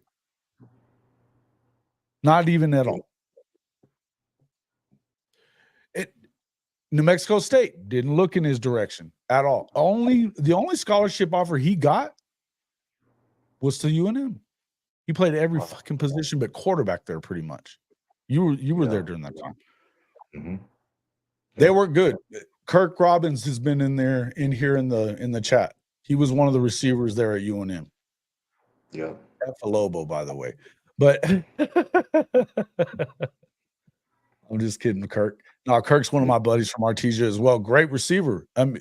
Look, he was kind of small, but I mean, he's got, I think, every receiving record in Artesia history, which is insane to even talk about. You want to talk about speed? Holy shit!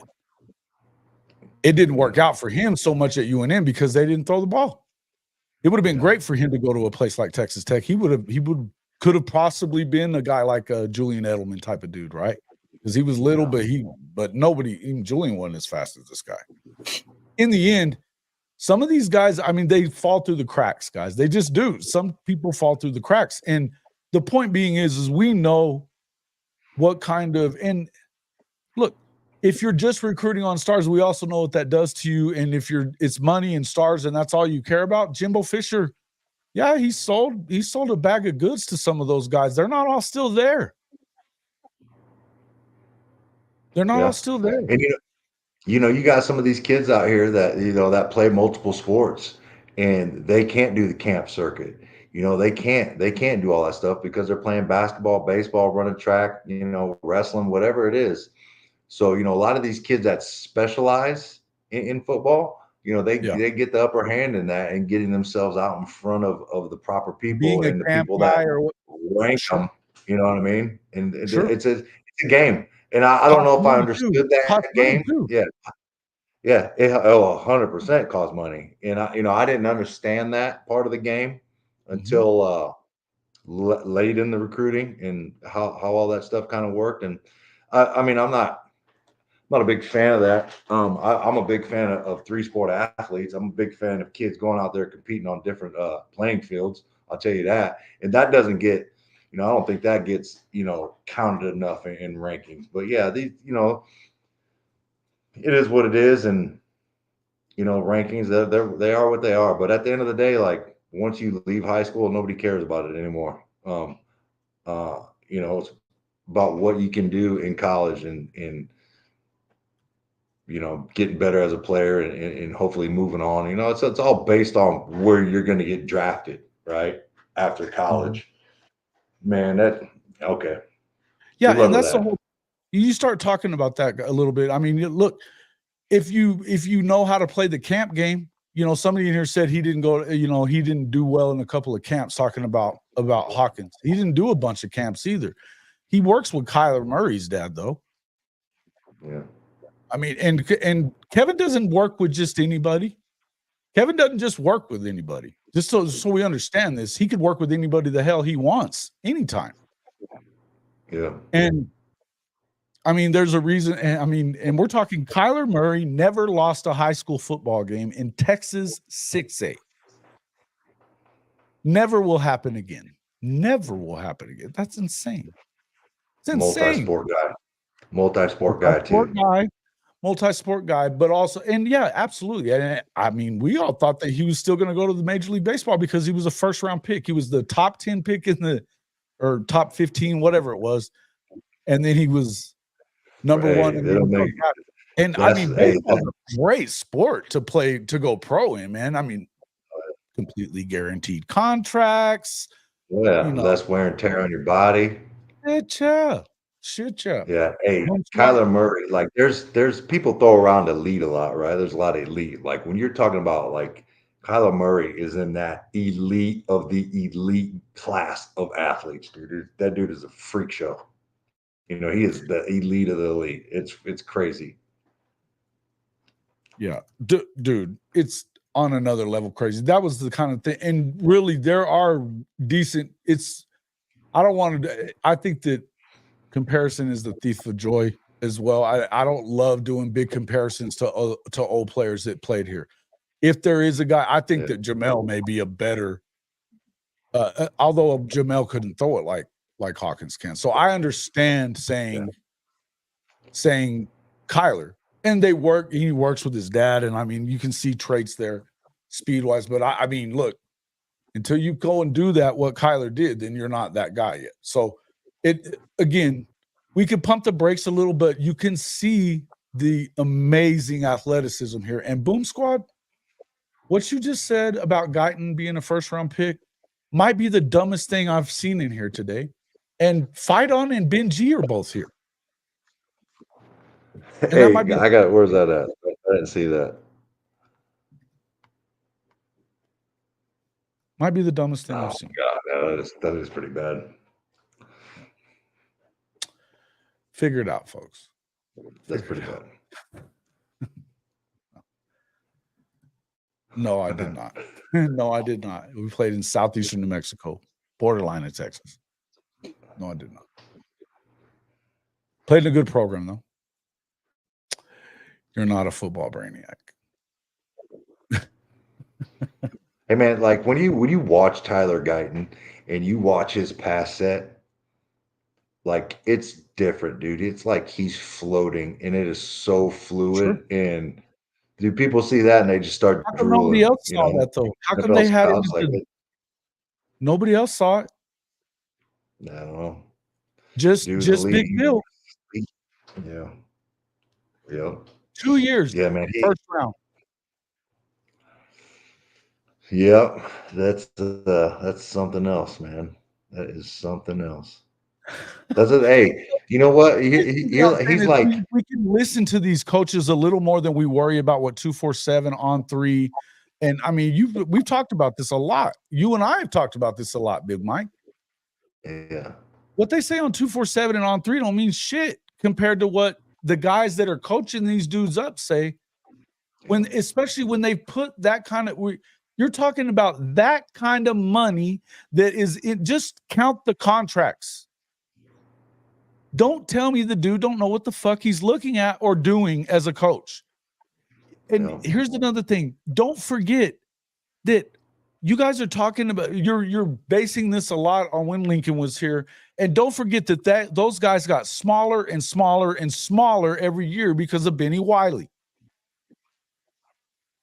If there was a drop off from when they won the Joe Moore Award, why do you think that is? It's a context, gentlemen. Is that the context. Shit. Was that the strength trainer that had him doing goat yoga? Is that who that was? Tybo. I'm just kidding. I know it wasn't goat yoga. All right, I'm just similar. Don't Tybo yoga. We call him the yoga instructor. That's fair game here. Yeah, beer yoga. That's my favorite. Yeah, and we get to hear from one of my favorite USC creators, and my favorite. He's a tool.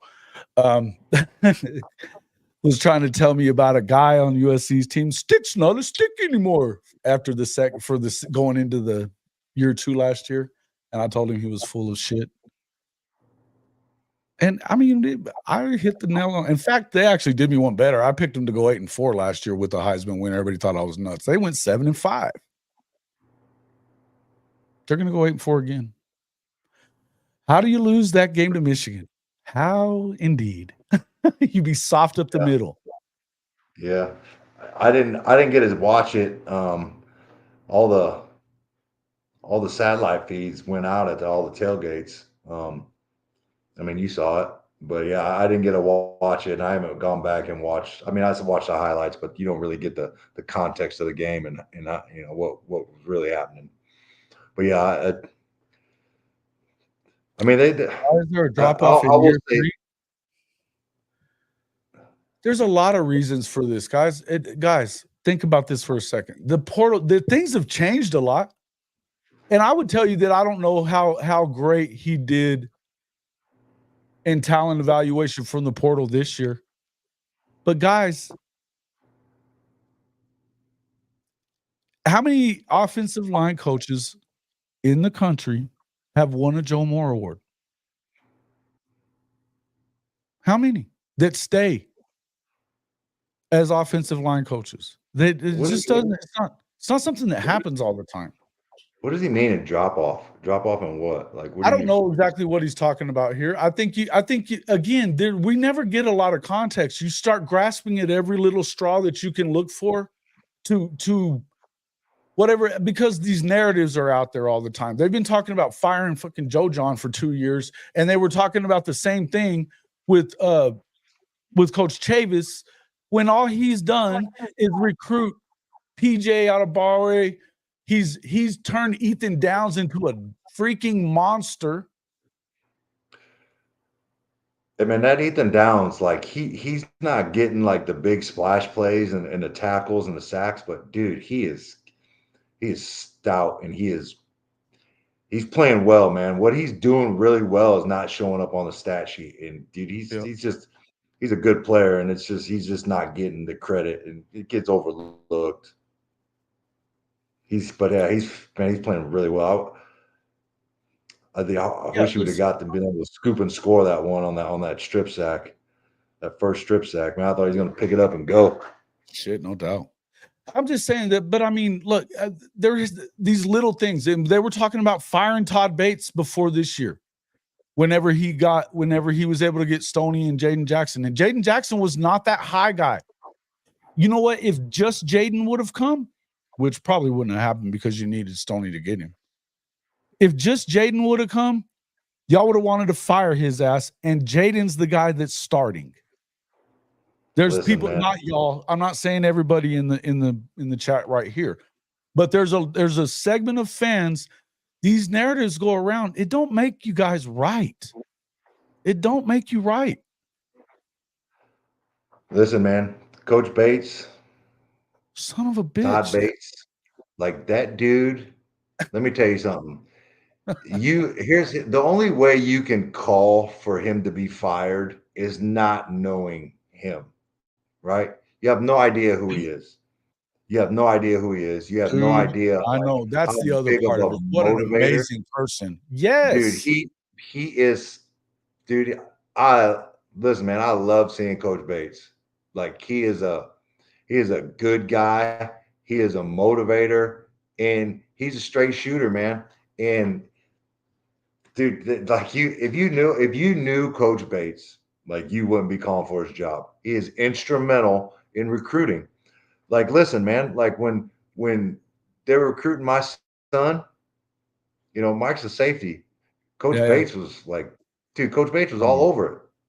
Dude, Coach Bates is, listen, man, like I was like, you know, it was one of the only schools, you know, it's like one of the only schools that had multiple like coaches recruiting. You know what I mean? Like with Coach Bates and Coach Hall and Coach Venables, you know, like it was, dude, Coach. I can't say Coach enough Hall, about Coach so Bates, people man. don't say enough about Brandon Hall or Jay Valai. Yeah, dude, I'm telling you, man, like these dudes, like that's why when I see people calling, maybe I, you know, my relationships are a little too strong with them or whatever, but like calling for, you know, getting them fired, like you have to realize, man, they're recruiting 17-year-old kids. You know what I mean? Like they change their mind with every swipe on their phone right now, right? And It's and hard. This is new for everybody, by the way. Right? I mean, they're supposed to just fall off the turnip truck with everybody else in NIL and know how to fucking do it right away and work it to where you can not only get, you got to balance that, recruit your problems versus, you know, doing the right thing pay wise. You got to pay, and we know that, but there's a balance there. Some of these, and Venable says it all the time, some of these guys that you think we're missing, we're not after them. Yeah. We're intentional with what we do. Yeah. Yep. People don't want to believe that shit. That's hey man, that's real. And that is real, like that's real shit. Sorry. You know, I'll leave you cussing up to you most of the time. That's real shit. That's real shit, bro. Sorry about that. No, it's all good. Hey, I'm all about F-bombs. I just have a hard time doing it in public. I gotta come out of my No. Hey, listen, you do how you do it. I have a problem with saying the F word. No, I listen. I've been in the military 20 years, man. It flows like water, but for some reason I'm able to hold my tongue. I didn't last 20 years in the military. It flows like water, though. Yeah, I do a little bit better. Yeah, you were an officer too. You had to learn that part, right? Yeah. But you were enlisted first, though, right? And then became. No, I enlisted the whole 20. I enlisted the whole 20. Oh, you were enlisted the whole 20. Yeah, I thought you weren't an officer. No, that was the plan, man. That was the plan. Oh, I was gonna do 4 years and then become an officer, but it took me a short time to realize like I wasn't an officer type dude. Not in that material. Even though I had a college degree, it'd have been easy. Like it just wasn't it wasn't a fit. Oh, so you were a sergeant major. I was thinking you were a major. You were a sergeant major. Is that correct? No, I never majored sergeant major.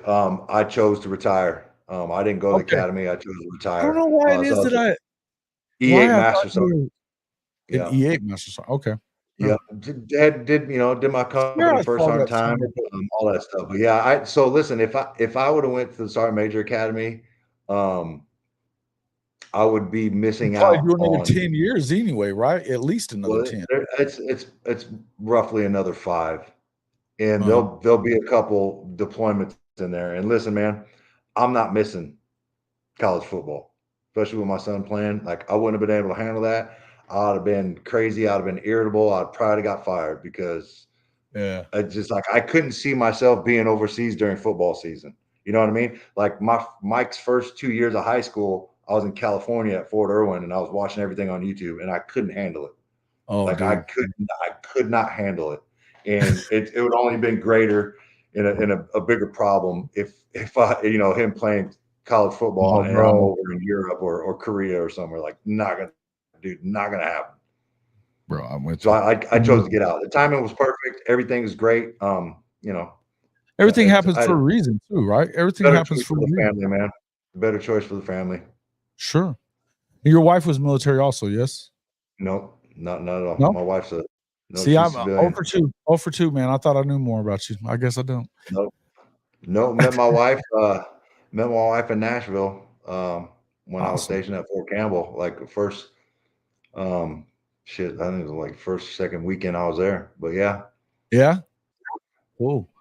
Well, listen, I No. mean, I love it that you come in and talk to us about this stuff. And there's definitely all this stuff. But Benji, one more time. I'm saying this again to you guys. You continue, you can sit here and throw out these little nuggets and stuff and try to badmouth what they're dude. Guys, there's injuries. Why are we blaming this on anybody? It's an injury. Injuries happen in football. It's a fucking game of injuries. those years, man. One of those years. It just is. And look, maybe that he always gets them coached up. They were coached up good enough to fight off DeAndre Sweat and Byron Murphy last year. Y'all can say what you want. Kyle Flood ain't the guy. He's not the guy compared to Big Bill. He's not. Yeah. Let's just be real Yeah. about it. He Yeah. recruits a little. You could say he recruits a little better. He was at Alabama. It's probably kind of easy to do. Yep. Yeah. It's not about him. And I'm about to boot your ass out for this one. Get out. Deuces. Deuces. Hey, if you ain't been to South Korea, man, go to South Korea. It's amazing. South Korea is amazing. It's a great place. Great food, great culture. It's amazing. Yeah. I didn't never get that deployment. Didn't ever get that. And that was because it was a remote deployment. Is it still like that? That they just do it as a remote Yeah, it's a rotation, a year long? Yeah, that's how it was for the Air Force too. That's how it was for us too. But hey, what was that? Osan Air Base? Mhm. That place was nice. I used to be out there golfing on that air base. I was golfing every week. Yeah. Heck yeah, man, because there's so little land in that area that they don't have a lot of golf courses. They're all private. Crazy. They don't have a lot of golf courses there. Yep, they're all private. All the golf courses outside of the military bases are private. Mm-hmm. Mm-hmm. Yeah, they play golf out there in driving ranges that are inside of buildings. Is basically what they do. Hey, those golf simulators. Hey, listen, man. Those golf simulators are the real deal. Like, this was what, in 2016, 2017. Like, the floor of the golf where you're hitting emulates the contour of the course, right? So if like you're on a slope, the floor elevates, or if you're on, got to lie to the left or to the right. Yeah, man, it's amazing. I was blowing my mind. And you can drink beer in there and play golf. That's a great time. Oh, great time. Well, thanks for your service, Fight On. I didn't even realize that, but that makes sense. Now the Fight On part makes sense. Other than it's still a USC. Thanks for your service, Marine. I'll put that in there. Yeah, man. There's a lot. I've been to some of these places though, like Ramstein. Awesome. There's some cool places, man. There's some cool places from the from the military that different parts of the world, but then there's some that aren't. Been those places too. There were some places that sucked for sure. The desert kind of sucked. There's not kinda. Ain't nothing fun about that place. There's a reason they call it the Suck. But yeah, man, it's a different deal. But yeah, appreciate your service, bud. All right, so Yeah. here's what we're gonna get at this, and this is what I want to go ahead and end on this. Guys, the main thing that I wanted to make this video for, I'm really glad that Big Mike came in. I wish Coach Ricks would have been able to pop back in. I think they were having some issues with his internet because he said it went out the first time. I'm sure that's what it was, because he was enjoying the Yeah. conversation too. But guys, Hmm. it's easy to look at this as if this was a bad weekend. Nobody likes losses. Shit, I made the trip out there. I mean, Big Mike's making the trip all the time, but I made that trip out there and it cost money to do so. I wasn't expecting them to lose. I didn't want them to lose.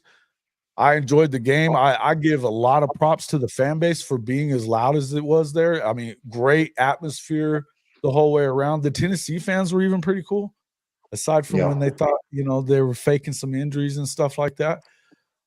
Was what it was. But look, a lot of fun. And that's part of it. That's part of it. We had a lot of good. I thought the Tennessee fans were cool that were in attendance. They were. I got sick of that damn song. I'll be real. I got sick of that song. Rocky Top. I heard enough. But I would like to go to Neyland next year and check it out there as well. And I'm a big, they're big fans of me out there. So, me and you, Yeah. as a matter of fact, Big Mike. That one's over Yeah. 80,000 TikTok and like 15, 16,000 here on YouTube. Yeah. Nice. I'm glad I could be of entertainment. It was definitely just for entertainment purposes. I'm not monetized on TikTok, so that means zero to me. But except that, I got a lot of hell for it. It's fun. It's fun. Yeah, it was a lot of fun. Man. you know- Hey, soon as that game, mid fourth quarter, my phone started going off again, man. And people were, but whoever bookmarked it, man, they was letting me have it out there. Hey, man, you guys won. Like, was it as you guys thought it would be? No. And you have to realize that. You have to at least acknowledge that. And they didn't acknowledge that because, everything No. I said. They're not going to acknowledge it. No, they're not going to, because they're being assholes, some of those folks. But I will say the ones that have been in here today, there's been a few of them. I talked to so many great Tennessee fans. Yeah, man. They were a lot of fun. A couple of them snuck into a couple tailgates they ran, and we were just like, yeah, whatever, man. Come on, have a beer, whatever. But yeah, eat some food. It was good, man. It was a good time. I had one person tell me about, like, this is probably the most hospitable game in an SEC environment they've ever been to. And, some of the stories that they were telling me about visiting other places, I was like, oh man, they kind of put me on alert, Really? Yeah. I mostly hear that you, aside from, I guess it can get crazy. I know at LSU it's nutty, right? They say especially. Well, yeah. You start tailgating late in the day. They've been drinking since 5 anyways, so it gets a little wild. From what I hear, I haven't experienced that myself, so I'm not going to guarantee that, but I hear this. But I hear places like the Grove and places like Auburn, fantastic. Yeah. Fantastic. So yeah, I'm looking forward to the Grove. That looks like a nice atmosphere. I've been to Auburn before. But the Grove looks like a cool spot. Yep.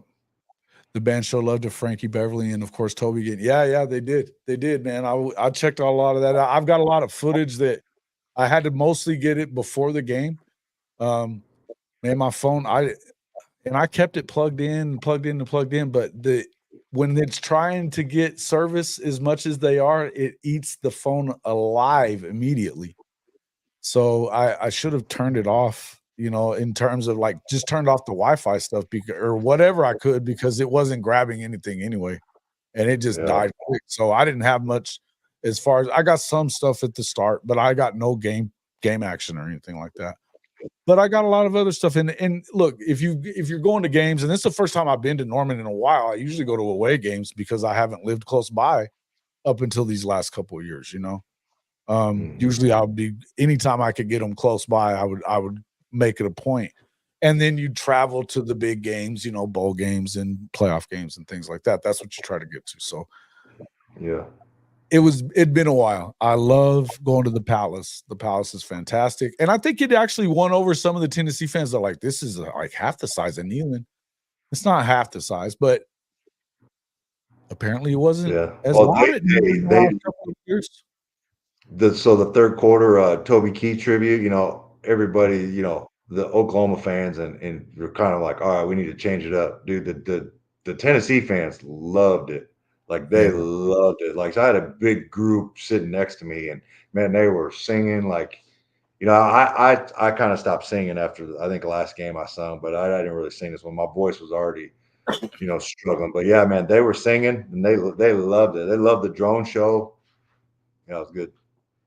Dude, very cool, right? The drone show's badass. That was my first one I've ever seen. That was my first one I ever seen. That was pretty dope. It's the first time I've seen one in person, but like when I saw it for the Super Bowl that year in LA, and I was like, what the hell? And I've watched a few on video or whatever since then, but I think that was the first one I've seen in person too. It was fucking cool. Really cool. It's pretty badass. But yeah, Neilio, absolutely. BYU fans are insanely cool. They really are. They really are. They can be crazy. They can be absolutely crazy. But I'm telling you, man, they're always really cool, man. They're good people. Good people. Much better than Utah fans, gotta say. After the whole realignment debacle, I gotta say I prefer BYU fans. Yeah. Only left the Grove a couple of times for games. Scotty, yeah, man. I get that. The Grove is pretty sick. So you're a Ole Miss guy. Cool. I heard they can't barbecue in the Grove. Is that true? Is that true? Yeah, I don't know. Somebody told me that, and I was like, really? I was like, I figured like that'd be like, hey, air salt. He's with the fifth. Fifth group, Campbell. Yeah, this is a gangster right here. My first 9 years was at Campbell, man. Campbell's an amazing place, man. I loved Fort Campbell. It was awesome. Thank you for your service, Clem. You're the man. I can't wait. Can't wait till you retire. Well, I hope. Can't wait till you get there. Can't wait 2 years, bud. Submit it. 2 years. Right in 2 years. Submit it. There you go. Heck yeah, man. Get it done. And go to the doctor. Listen to the man. Listen to the man. I didn't make it that long. Hey, we're good to go. We're good to go, Timothy. Appreciate you, though. Appreciate you. Good to talk to you a little bit in here. Kerwin, what's up, my dude? Southern versus Prairie View halftime show is awesome. I'll send it to you. Man, I'm going to have to come down there and check out a game at Prairie View, too. That's the only thing. I haven't seen an HBCU game. Is the only one. So my wife's been trying to get me to go to the Grambling Southern game. But man, I got kids playing on Saturdays. Like I didn't really make that. We have to wait till they get out and get done. It's gonna be a while, right? Yeah, we'll do that. We'll do that at some point. Well, and see, like Kerwin and I, the reason I know him is through a buddy of mine in Vegas. But he's like my brother now. But we worked on the Otis Taylor for a Hall of Fame campaign together. This is kind of what got me back into doing this kind of stuff. We hadn't still gotten him in there yet, and I don't know the hell why. You know who Otis Taylor is, right? The wide receiver, former wide receiver at for the Chiefs. He's still probably the most popular Chief of all time until now, like Patrick Mahomes and Kelsey. But it's unfucking believable why he's not in the Hall of Fame. We're talking about a guy that talent-wise, he's the prototype wide receiver. You know, the prototype wide receiver. The reasons he's not in are disgusting, and trivial at best. But we're talking about a guy that's, to me, the way that I look at it, and we've even developed like a stat category for it to like actually compare stats fairly over eras, because I always say that comparing players over eras is the stupidest shit ever because they don't play the same game. And he didn't play the same game at all. But this guy had, you know, with the stats, the way we look at it, he's like top 3 all time. Yeah. And he just doesn't have the numbers for it because there's no way he could have got the numbers for it. You know, it's crazy. Yeah. Crazy stuff. Good to see you. Born in Oklahoma, a lot of family in Oklahoma. Then also went to Oklahoma after I finished at New Mexico State. So That's how it happens. Grew up in New Mexico. And where we're at, the part of New Mexico I'm in is like oil field country. Yep. And a lot of Oklahoma folks end up in New Mexico or West Texas from Oklahoma oil field country as well. So it's just get a lot of people like that. Lenny Dawson, number 2, Otis. How does one get in without the other, Neilio? Yeah. Oh, but you're saying number 1 in the fans' hearts. Yeah. I tell you how many people, when I first started, I kind of got back onto Twitter because I hate Twitter. I got back onto Twitter because of that campaign, and I was blown away by the number of people that when it was brought up, that you just look up Otis Taylor and how many people are like, still my favorite Chief of all time. If you grew up during that time in the Chiefs' heyday in that, it's Otis. And they got a bunch of Hall of Famers from that era. They all loved Otis Taylor more than everybody. It seems like to me. There's a lot of them. Hey, thanks a lot. We appreciate you coming in, man. Appreciate it. Yeah, good luck the rest of the way, man. Yeah. Hey, man. Hey, I was born and raised in Nebraska, and that's the first time I ever heard somebody say Nebraska fans are awesome. No, I'm just kidding. Man. I'll be honest with you. Good. I've been to a couple of Nebraska games. Most Nebraska and Oklahoma fans get along pretty good. There's just kind of a there's a respect, man. There's a respect there. Now, Nebraska and Texas, that's hate. They don't like each other. But the Oklahoma, Nebraska, I always felt that there was a little bit more. That's kind of how I used to like Oklahoma. When I was growing up, I love watching Oklahoma. Yeah, I always thought I got to meet Coach Osborne early in my career as a sports writer, and then I met him 5-6 years later, and he knew who I was. I was like, dude, I'm going to tell you a great story. Coach Osborne was. How can you not love that guy and respect him? Hey, great story about Coach Osborne, right? So, I get to go. To Nebraska on a recruiting trip, right? And it was me and my mom, and we walked in. To the part right there, and you kind of, the little mingling area or whatever where all the coaches are. And this was like 96 maybe or something like 1996. And I walked in there, and for some reason Coach Osborne walked over to me and shook my hand, and he said, "Hey, Mike, how you doing?" And I was like, "What? This motherfucker knows my name, bro." I'm like, I'm official, right? I was official. And, we're talking wherever. And then, after he leaves and I calm down a little bit, and I remembered, I looked down, I had my name tag. I had a name tag right here. And I was like, oh, no wonder I knew my name. I was like, damn. I was a 16-year-old, man. I was like, Coach Roybal said the same thing about him. Coach Roybal said the same thing. Of course, Aaron, damn it. Neilio, give me his last name again. Aaron won the Outland Trophy. Shit. Coach Roybal coached him. Coach Roybal coached him at Wichita Falls Rider, and they couldn't get like TCU or Texas Tech or anybody to go after this guy. Nobody. Yeah. And Coach Osborne then took him, and he wins the Outland Trophy. Yeah. Aaron Taylor? Aaron Taylor? Is that right? I don't know.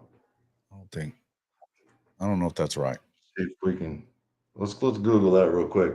Yeah, Google it up. I can't believe I forgot it, and it's going to piss me off right away. It is Aaron Taylor, my man. See, I did remember. It's Aaron Taylor, yeah. So he was not highly. I mean, nobody in Texas wanted him. He's a Texas kid. Nobody in Texas wanted him. Oklahoma apparently didn't want him, but they turned him into the Outland Trophy winner. And what a stud, dude! I mean, you know what I mean? And that's the Outland Trophy guy is like that's like a dude. You know what I mean? Like, whoa. He was a monster. If you win the Outland Trophy, you're a bad motherfucker. Yep. Kimberly K. My girlfriends love Nebraska. Why is this funny? It is, but I mean, I'll laugh with you if you tell me what the joke is. No, I think she's laughing at my story. Oh, probably. Yeah, probably so. Yeah. You know what? But Coach Roybal talks about that.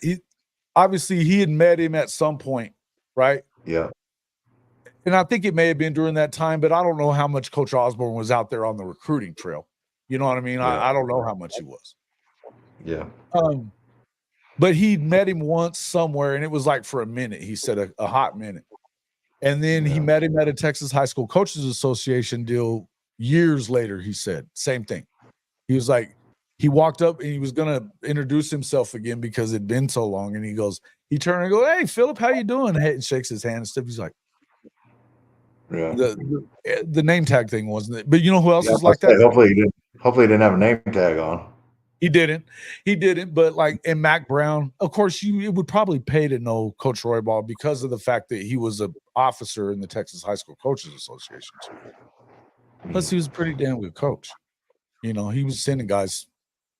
It makes sense, but you look at Coach Osborne, and you're like, shit, no. And he should have never remembered me. I was a nobody. And I didn't cover him ever. I mean, I talked to him for like 2 minutes one day. Yeah. It was a nothing thing. Mac Brown, similar, very similar.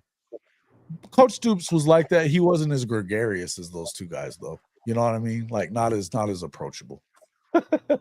I like Coach Stoops. He was always real good to me too. Yeah.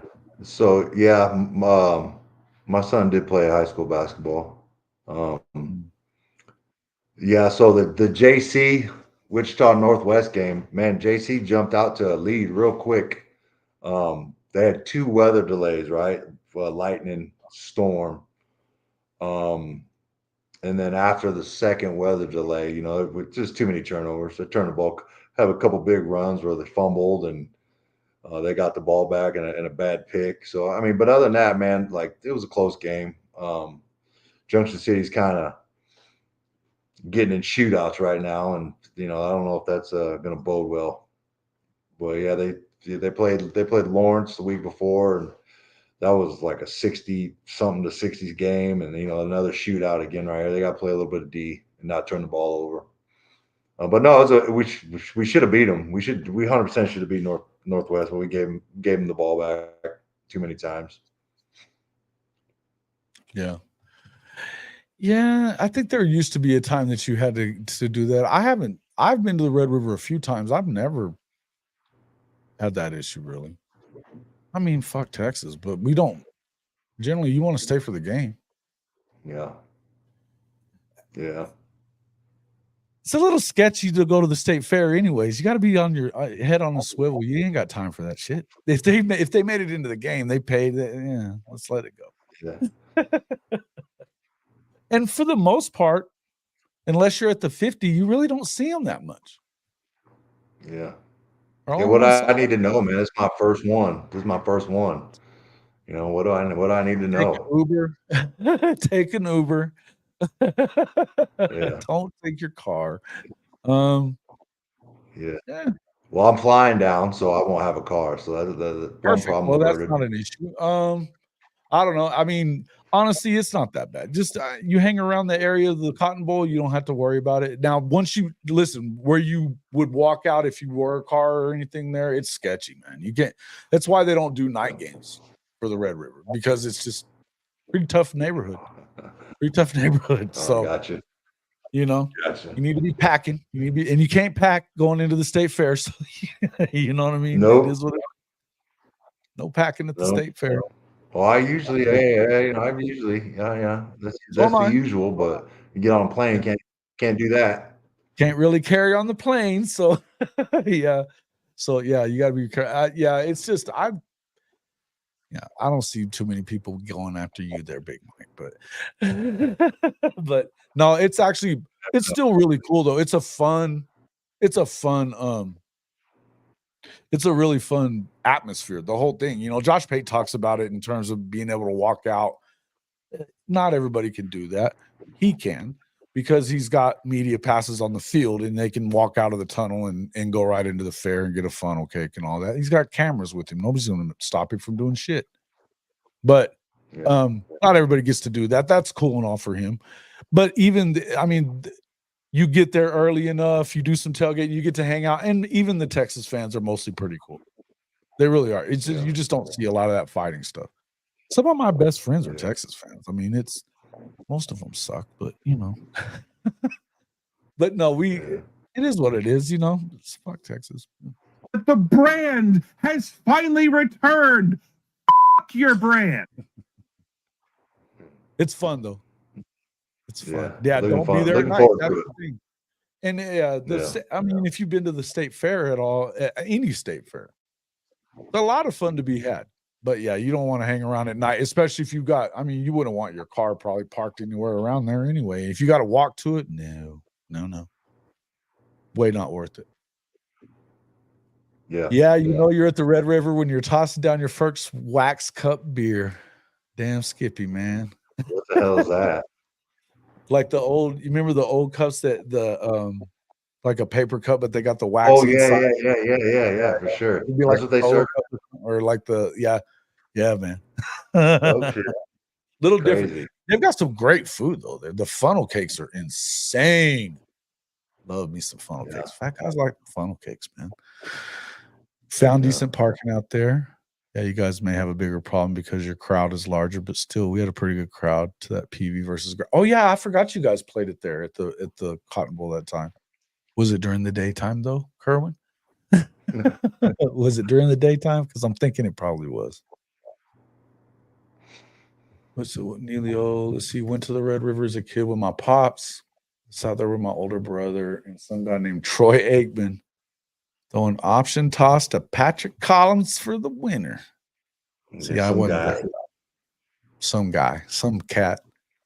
Yeah. And imagine, hey guys, just remember that. That was the one thing we were trying to finish this up and say this. Look, what happened this week is not the end of the world. In fact, I think it's probably the start of something better. Right? Yep. We're gonna see. I'd agree. I think it is. I remember Legend telling me about Troy Aikman when he got hurt in that game, that his mother cried about it. The whole state was devastated. And it turned into one of their best years ever. It's one of their natties. Because Jamel was that, and also a freshman, by the way. Yeah, I remember Jamel Holloway. Bro, Jamel Holloway is the reason I'm an Oklahoma fan. I mean, I was going to be an Oklahoma fan because we're from Oklahoma. My dad was an Oklahoma fan. We were watching it. Yeah. Jamel's the reason I started watching it. I was not even 10 yet. And I didn't miss a game in the 85 season. Yeah. Unbelievable stuff. Yep. But everybody they were different after that, right? They were different after that. Coach Smoot, what up, dog? Coming in to talk some more chit. I'll eat a funnel cake in your honor. Hey, man. Yeah. Hey, man. Hopefully I'll be there with you and we can have one together.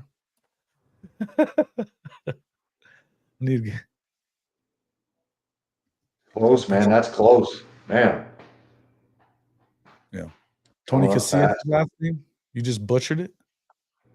Talking Tony Casillas? Is that who you're saying? Tony Casillas was another dog. They talk about Boz a lot from that team. They had a nasty ass freaking defense. Yeah. And Tony Casillas was one of them. Who's that guy? Legend. Hey, you guys should definitely, y'all want to talk Red River in 85. Yeah, talk to Legend about that team, man. Legend he knows that stuff. He knows that stuff. He's got it all. He's definitely the historian, the unofficial historian of Oklahoma football. Absolutely, man. Absolutely. He knows his shit, man. He knows his stuff. He's been struggling with this whole thing this weekend too. Hey, man, we all take it hard, but I don't think it's the end, man. I don't. They still have everything in front of them. Again, I think that what Venables did this week showed that he's not just a defensive coordinator masquerading as a head coach. You hear that a lot. Those are narratives that are stupid. But if anything should prove it to the regular world, the people outside of the program that don't know better, it should be this: that he's about this football team more than he's about one individual player. And he says that to those kids to recruit them, and he proved that this week. This is why they're recruiting as well as they are. And why you'll continue to get good quarterbacks, because they just want their chance to play. They want to know they're going to get their chance to play if they show out, if they're better. Now you can say that, and everybody believes you because this is the position, and you took out a 5-star to put in a 3 or 4-star. Somebody asked me earlier if he was a 3 or 4-star. He was 3 in some, he was 4 in some. They were wrong. Yeah. They were wrong. He's better. 100%. Yep, wrong. Oh, here we go, Smook. He's coming on every Monday, I believe. Every Monday. We're trying for it. You going on with Legend this afternoon? Yeah. Yeah. Mike About 3. and Mike in the afternoon. Hashtag it. Hashtag it. Mike and Mike. Make sure Mike you and guys Mike on Mondays. Mike and Mike on Mondays. Make sure you guys check that out this afternoon. We've been going over 3 hours now. We do that sometimes. There's a lot to Yeah. talk about. Smook. Now, see, you don't even know what you're talking. The defensive trenches looked really good. The offensive line didn't look great. There's some issues there right now, but they're not overly. I don't think it's something that you can't get through. Yeah. Better watch more film Yeah. because you're gonna have to play that Oklahoma team later in the year, bro. Yeah. It might be the same team you see right now. Reminds me of Bryce Young with worse field vision. Who? You talking about Hawkins? Yeah, I think he's better than Bryce Young, athletically speaking. Period. Mike Hawkins ain't little. Mike Hawkins is about 6'1", 6'2", easy. And he'll eat.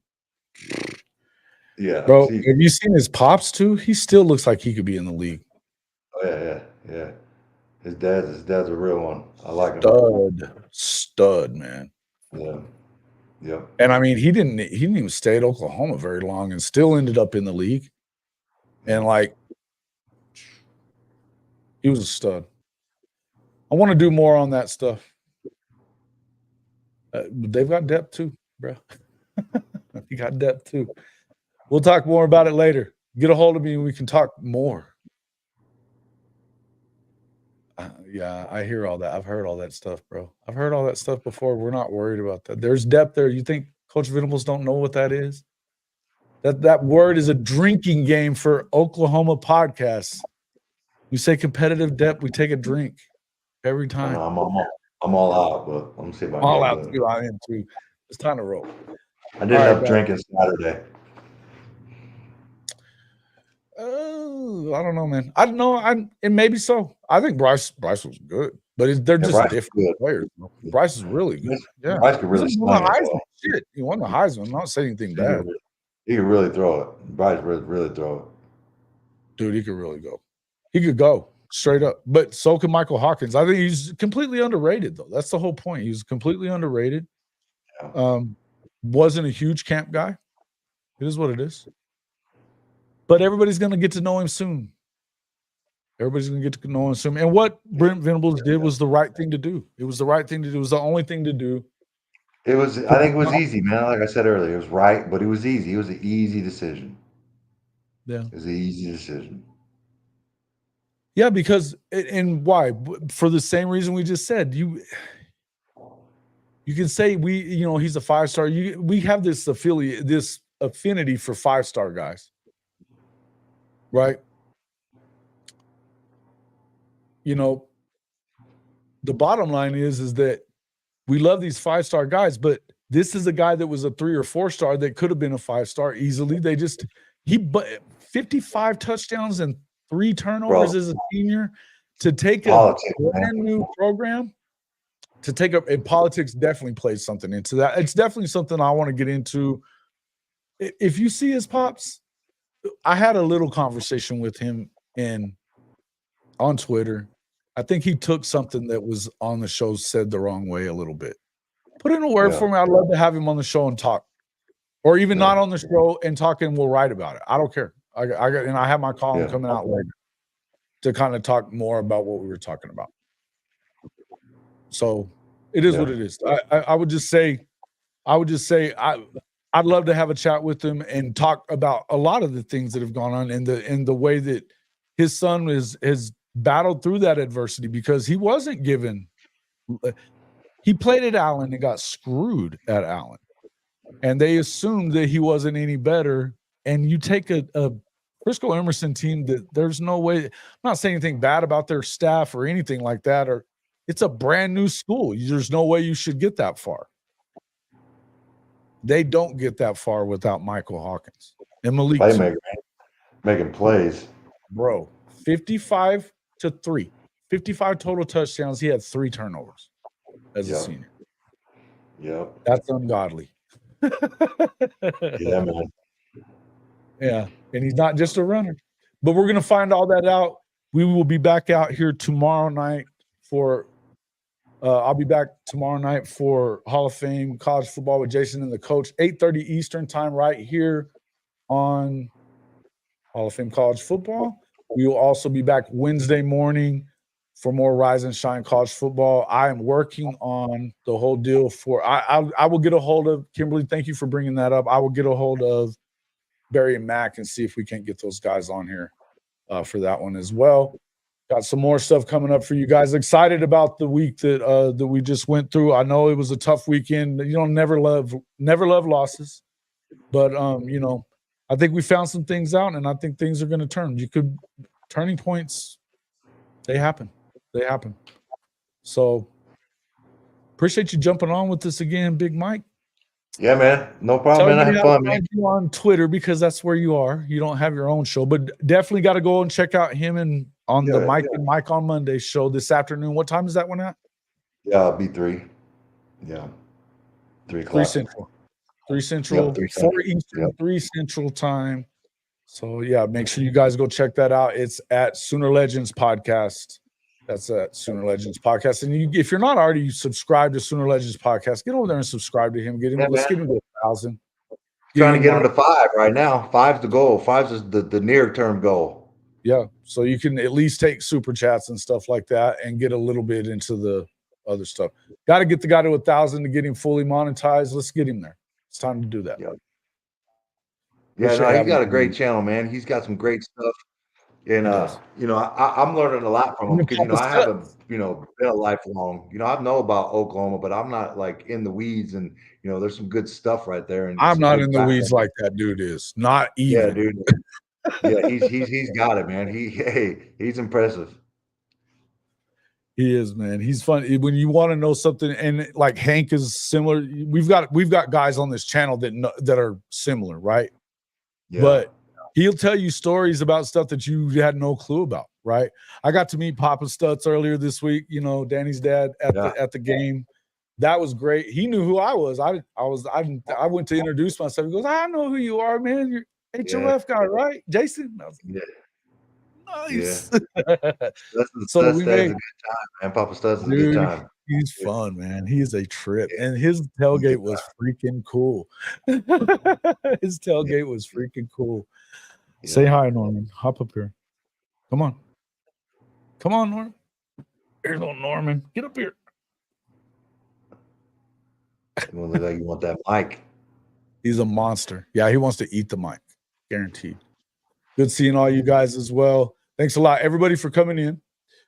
I will take a 200-pound Ken Houston at center if you could in front of you at PV. Oh, there he is. There's old Normie. All right, guys.